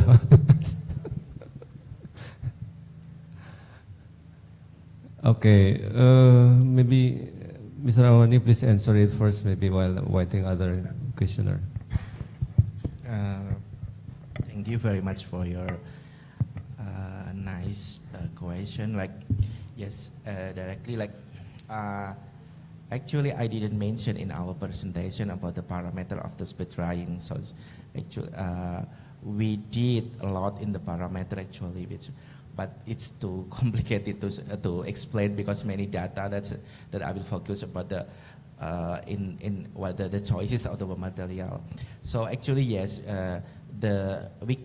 in the speed drying, we have to adjust first flow rate of feeds and the inlet temperatures. Inlet temperature is what temperature that's during spray of the droplets. So usually we use around 150, around 200, 210.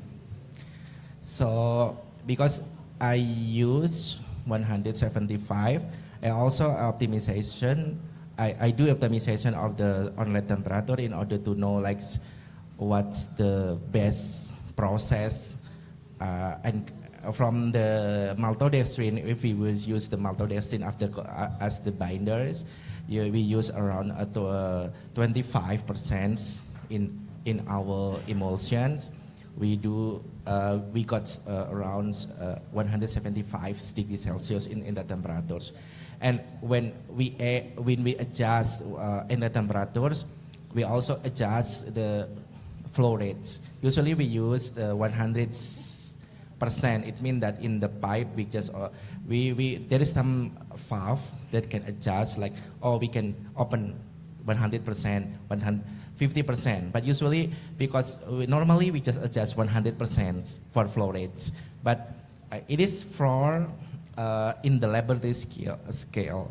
But in the industry scale, usually it depends of the inlet temperature and outlet temperatures.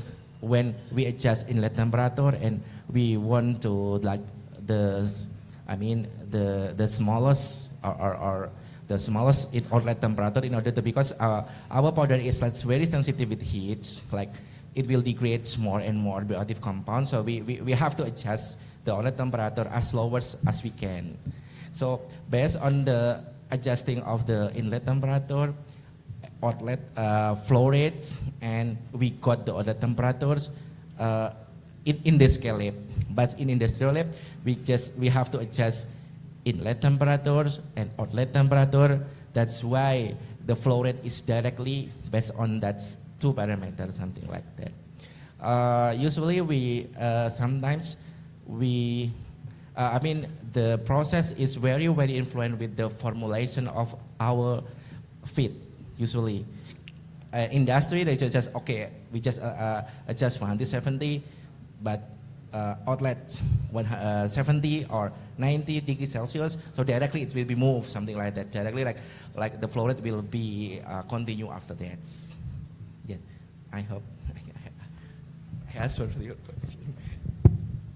Okay, I think the answer is already very detailed. About airflow spray, energy setup, and etc. Okay, how about the next question? Raise your hand, please. No one? Okay, to make it fair, I'm gonna ask Professor Kim. Are you available, Professor Kim? Are you still online? Sure. Yeah. Okay, Prof. Kim. Yeah. Actually, this is, I think, new for me. So you said that this is green corrosion inhibitor, and then it's totally different with the common protection. I mean, usually we protect pipe for oil industry by painting the surface of pipe, but in this case, if I'm not mistaken, you use green corrosion inhibitor and from inside the pipe. Am I correct? So, so my question is, how effective this green corrosion inhibitor? From economic side, I do agree that this is very economically. Also, I think low production cost maybe. But how it can protect the pipe? How effective? Okay, Prof. Yeah, as I show you guys that usually the corrosion inhibition of the plant extract is between 85 to 95%. So with respect to the unprotected mild steel. So mild steel has a very low content of carbon, so they can be easily corroded because the oil and the gas industry use the mild steel, which does not contain this carbon, so that can be easily oxidized. You know, the stainless steel contains nickel and cobalt, something like that, so that the metal is not corroded easily in acidic condition. So the considering the the price cost of the green corrosion inhibitor, then material we get it from extraction by boiling the water. Boiling water, we can get the extract of plants.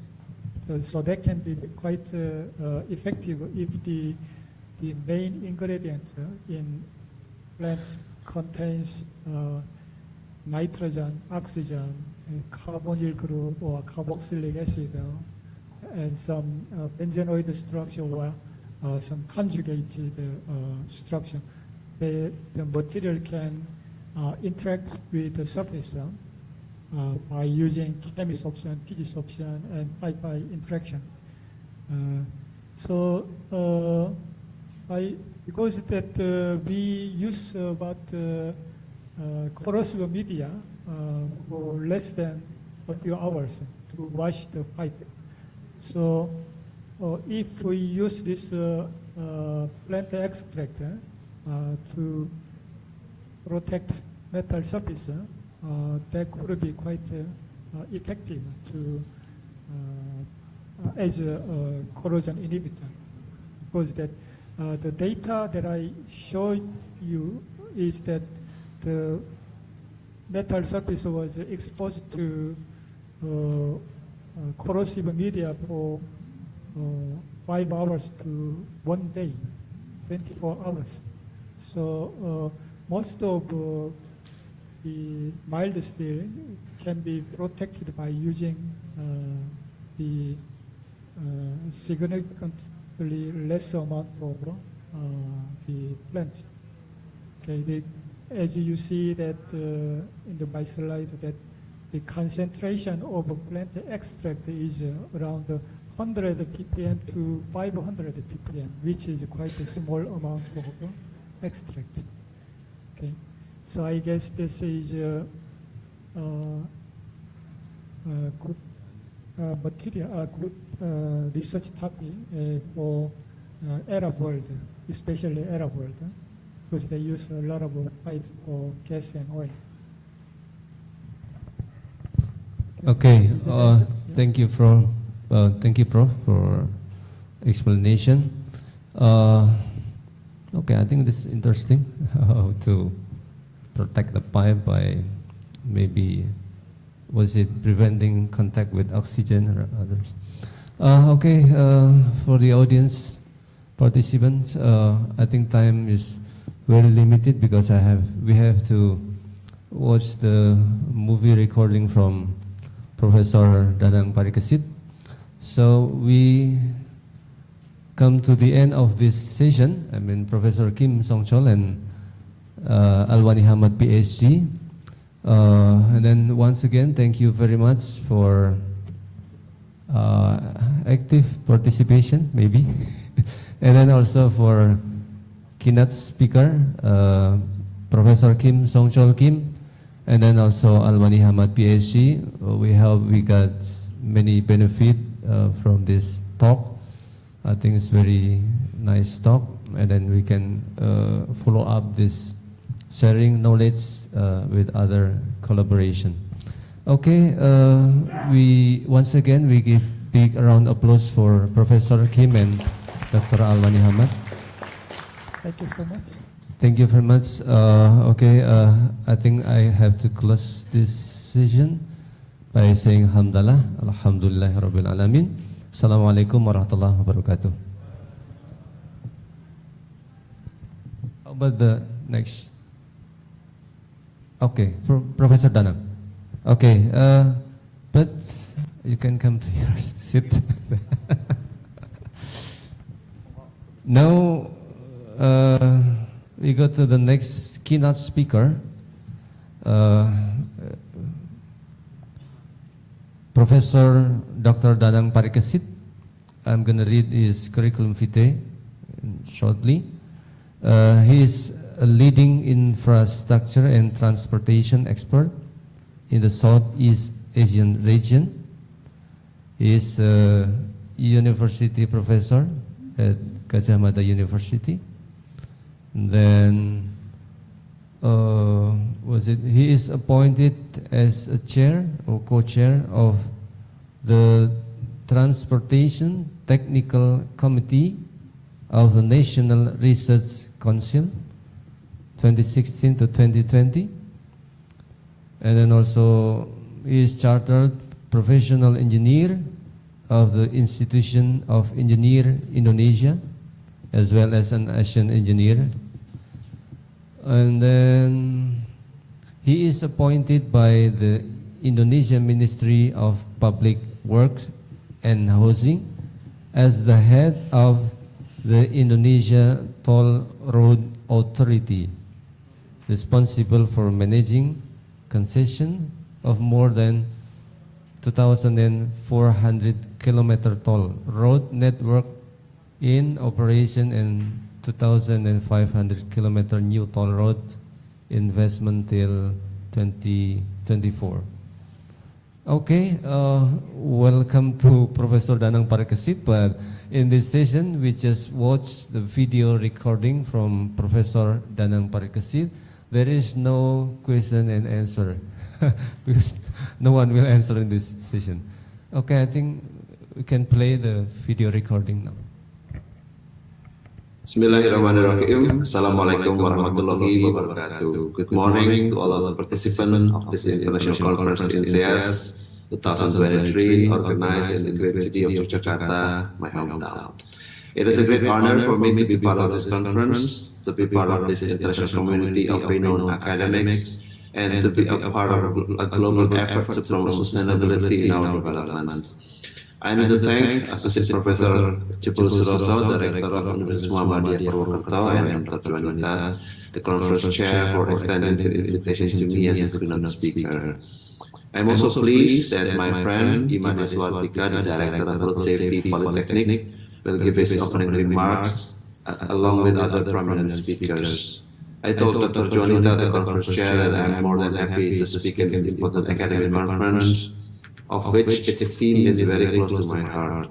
However, at the same time, I have to be in Mysuru, Karnataka state of India for the T20 summit, which is an important part of G20 India engagement groups. Since last year, I have been the co-chair of T20, focusing my area of academic intervention and advocacy on infrastructure investment finance.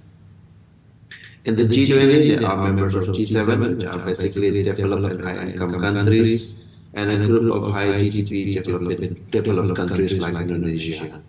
Since last year and for another 3 years, G20 presidency has been and will be led by developing countries. Last year it was Indonesia, this year is India, and next year the followings are Brazil and South Africa. It is why, and my other globally accomplished scholars, academics, researchers, experts from various international organizations and think tanks are voicing their concern on how the world has evolved and how we should take more progressive path on sustainability. I also think that it is important for me to share our thoughts on was discussion academic discourse at last year's G20 in Indonesia and this year's G20 summit in India. Ladies and gentlemen and distinguished conference participants, last year when we gathered in Jakarta talking about what the global futures will look like when G20 presidency is transferred from Italy to Indonesia, we have so many questions to ask. What would be the difference between developed countries' G20 presidency and developing countries' G20 presidency? What should we do differently? Did we, the developing countries, have different agendas compared with the developed world? What do we want to achieve in such an important global event? We know that every global leader is having a full plate of their own domestic agendas, and yet they need to come up with good statements on how do we deal with those global issues. Last year, the world was still pretty much shaken by the COVID-19 pandemic. Since 2020, the world has witnessed a global catastrophe that has not been experienced by the generations of us, the baby boomers, Gen X, Gen Y, millennials, and Gen Z. COVID-19 pandemic has been the cause of millions of death tolls around the world. The knowledge on the virus that we acquired before the pandemic was so little. It could not cope with the advancement of the virus outside Wuhan, China. Indonesia is no exception. Many lost their loved ones, family members, and friends. It was a wake-up call that our knowledge and progress in health and medicine have not been able to deal with such a pandemic. COVID-19 was also another wake-up call that a new lifestyle was born. It gives an impetus for a more progressive intervention of digitalization of every aspect of our life. Business, education, leisure, and our social life have transformed. Work from home, work from everywhere, home delivery, the use of virtual conferencing software are new ways of doing business. On the other hand, people witness clearer sky, fresher air, and cleaner disinfected foods and daily use goods. The use of internet bandwidth was exploited. The need to ensure reliable physical logistics were higher than ever. Physical distributions need to be equipped with better data analytics. Cashless payment and QRIS are the new methods of payments. Virtual mobility is replacing and complementing physical mobility and transport activities. It was the first time in our history that intertwined between physical and virtual mobility has been praised and supported by governments, private sectors, and the general public. Then came the war. The geopolitical conflict between Russia and Ukraine exploded last year.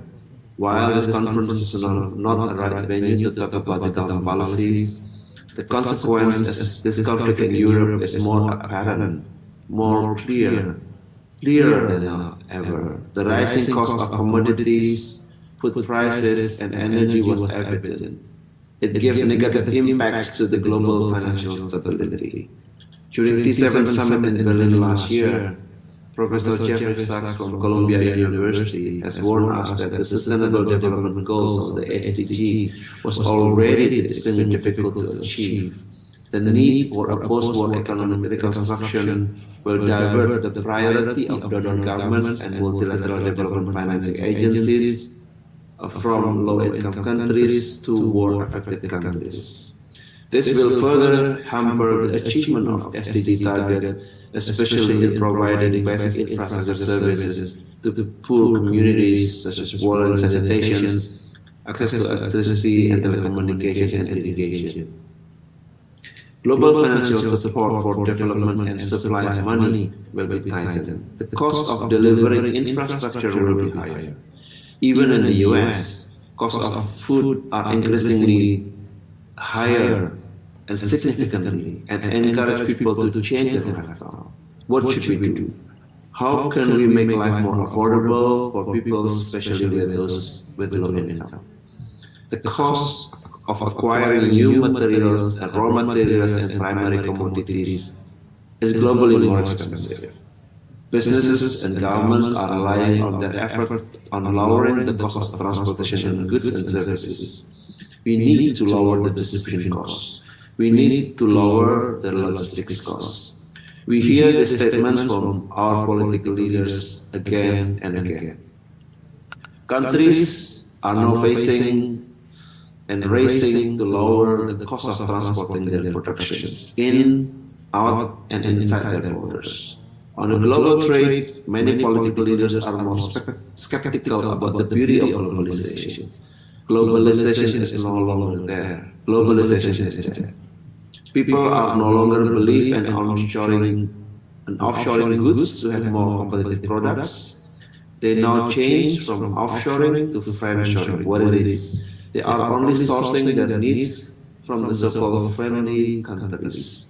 Some countries, including Indonesia, is focusing on increasing local contents for construction materials and the government-funded projects, for example. The Indonesian government has also imposed a minimum and mandatory local content for domestically consumed manufacturing products. Improving the transportation systems, moving into more digitally integrated infrastructure, ensuring intermodalities in transport operations are measures that policymakers around the world are and have decided.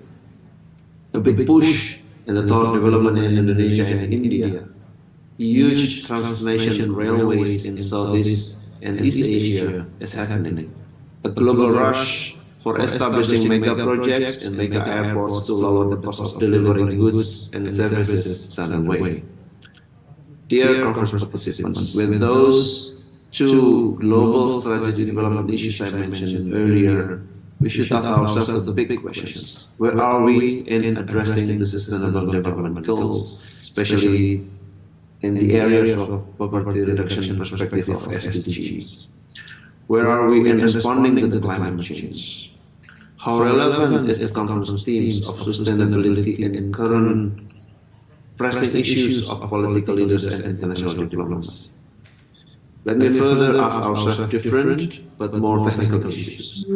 Where are we in the efforts to keep the rising Earth temperature below the agreement of the Conference of Parties, the COP? How are we reducing the coal for power generation while at the same time we see the increased cost of energy in Europe?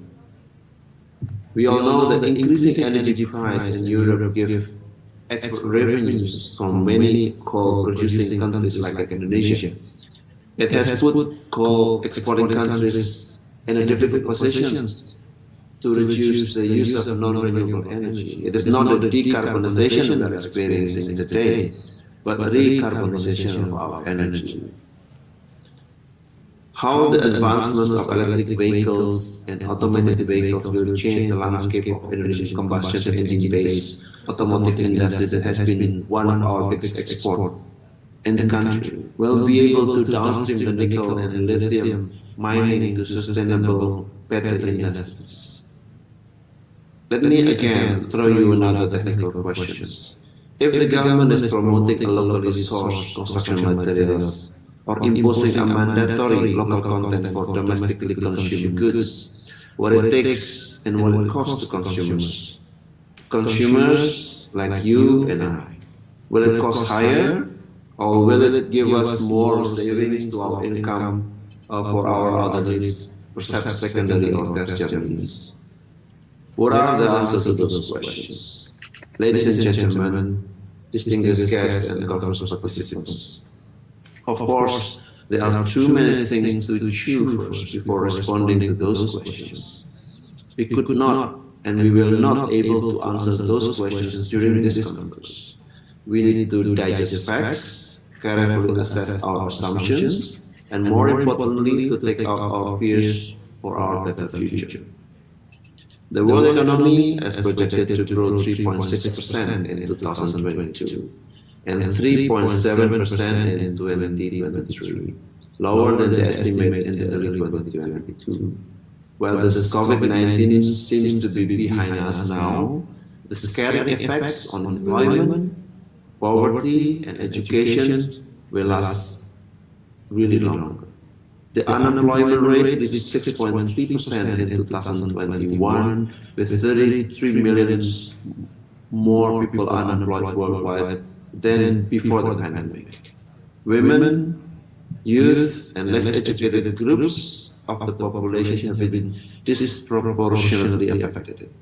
Poverty incidents have also increased, with extreme poverty rising by 0.9% in 34 mostly low and middle income countries. By the end of 2022, last year, 860 million people could be living in extreme poverty, while simultaneously the world's poorest country must repay $43 billion debt this year. Moreover, the rising global tensions and the war have placed additional pressure to the world economy. The supply shortage will magnify inflation pressures to the increases of the price of energy, food, and metals. The fact for now countries, particularly low and middle income countries, have limited fiscal spaces. This rising geopolitical tension have widened the inequality and worsened the recovery process. Most of us here are engineers and scientists by professions or by educational backgrounds. Scientists always ask and try to break it down into manageable problems and develop a robust methodology to answer the research questions. Engineers, they solve problems with the best knowledge they have at the very moments, contexts, and situations. Engineers will utilize tools and follow procedures suited to the very specific problems. They cannot find it. If they cannot find the tools, methods, and procedures, they will invent them based on the best knowledge they acquire. We all knew that. Distinguished conference participants, if you notice, there are one word I have not said throughout my speech. That is technology. In 2022, McKinsey, internationally consulting firms, published a report acknowledging the role of technology in accelerating the infrastructure developments in technical, financial, and resource utilization aspect. In short, and using the words of development studies in finance, technology addresses and enhances the sustainability aspect of economic progress. It demonstrates that more than 70% of technology have significant impacts of the infrastructure assets. Around 50% of those technologies will be implemented within this next 5 years. Some of the technologies will potentially increase the financial viability or EBITDA of the projects. In total project, for example, the new technology will increase the EBITDA by 15 to 20%. The impacts of the introduction of the new technology will be positive to all infrastructure assets, transportation, energy, waste management, water, telecom, and real estate. Technology will improve our efficiency, and the needs for non-renewable resources will reduce significantly. It hence increase our chance of achieving a sustainable production.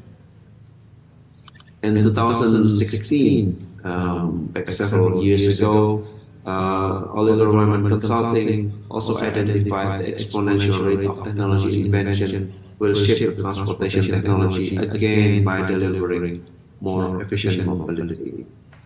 Technology innovation and ecosystem to support advancement of technology will have to be a part of the international conversation and domestic agenda. Research funding and facilitation should be directed to accelerate the speed of invention and innovation even further. The geopolitical difference should not be the barrier for international research programs that push for invention, innovation, and commercialization of technology. We understand that technology innovation sometimes spark the commercial war and unhealthy competitions. We have already witnessed the politics of medical supplies during COVID-19 pandemics. The world, the G20 for example, has responded with establishing a global and pool funds to mitigate those risks, speculation and unethical profit-taking behavior of the industry. I believe we should also promote similar approach for sustainable technology funds and for sustainable infrastructure development. This effort will be or should be continued in the future global conversations, including the upcoming G20 India Summit. Distinguished participants, conference guests, ladies and gentlemen, I will close my keynote speech by highlighting the policy notes published last year in 2022 by the Task Force 8 of the G20 India.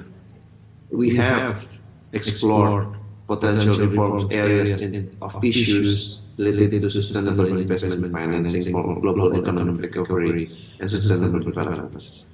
Despite significant growth in the past decades, the amount of sustainable investment and financing worldwide is still falls short of the scale needed to achieve the climate goals and SDGs. Urgent action is needed to scale up global sustainable investment and financing, along with the international cooperation and reforms to reduce financial and institutional barriers to sustainable investing and financing. The world's largest economies, which is responsible for more than 80% of global outward foreign direct investment, I believe is a respectable platform to lead this international cooperation and coordination on these issues. Those large economies, including Indonesia and some of the countries coming to this conference, with the assistance and support of the academics and think tanks, is well positioned to facilitate multilateral efforts encouraging countries to review, recommit, and scale up sustainable investment and financing. They can enhance the role of multilateral institutions and initiatives to accommodate sustainable investments at scale. They need to integrate environmental, social, and governance of ESG principles and sustainable investment facilitation in international investment agreements and treaties. Large economies need to ensure the equity principle integrated in the carbon market and continue improving the governance of sustainable investment at global level. These are the first step toward facilitating sustainable infrastructure investment and financing to create what we call resilient, sustainable, and inclusive growth. Ladies and gentlemen, all conference participants, thank you for your attention. Assalamualaikum warahmatullahi wabarakatuh. Waalaikumsalam warahmatullahi wabarakatuh. Let's give big applause for Professor Danang Parikesit, who already gave a nice talk, very informative information. I think it looked like he resumed all presentation this morning. I highlight his talk that he said that technology enhance economy progress, and then we are responsible for the climate change. And then he also talked about electric vehicle, like presented by Dr. Sheikh Muhammad. So that's very nice. He resumed all topic this morning. Okay, I think that's all from me. I am sorry if there is so many mistakes when I manage this discussion, handle this discussion. Once again, I'm so sorry. And once again, thank you very much for your active participation, and especially for keynote speaker, Dr. Sheikh Muhammad. I'm so sorry I cannot accompany you tomorrow. I have to go back to my town today. Okay, Assalamualaikum warahmatullahi wabarakatuh. Waalaikumsalam warahmatullahi Thank you for Mr. Hariat and Aurexis. Please give applause for our guest speakers and moderator. Alright, the next agenda is souvenir giving from Universitas Muhammadiyah Purwokerto to our honorable keynote speakers. The first gift will be delivered by Vice Rector of Universitas Muhammadiyah Purwokerto for Human Research and Innovation, Associate Professor Dr. Anwar Ma'ruf to the Dr. Sheikh Muhammad. Please join to the stage. The second souvenir will be given by Mrs. Dr. Juanita STMT to Dr. Siti Nurul Mahfuza. Please come to the stage. The third gift will be delivered by from Politeknik Keselamatan Transportasi Jalan, Dr. Setia Hadi Pramudi to the Mr. Alwani Hamad. Please come to the stage.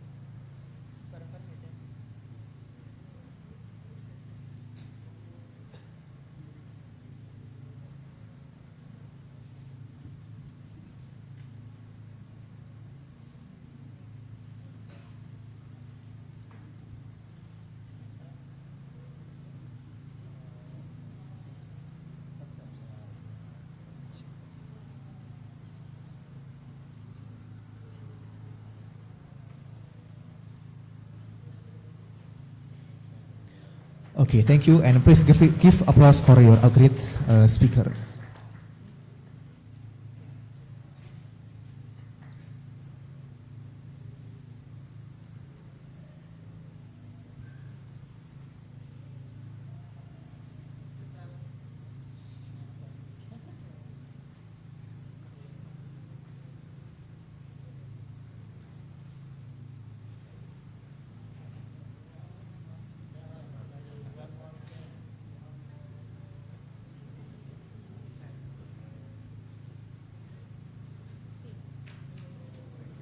Okay, thank you.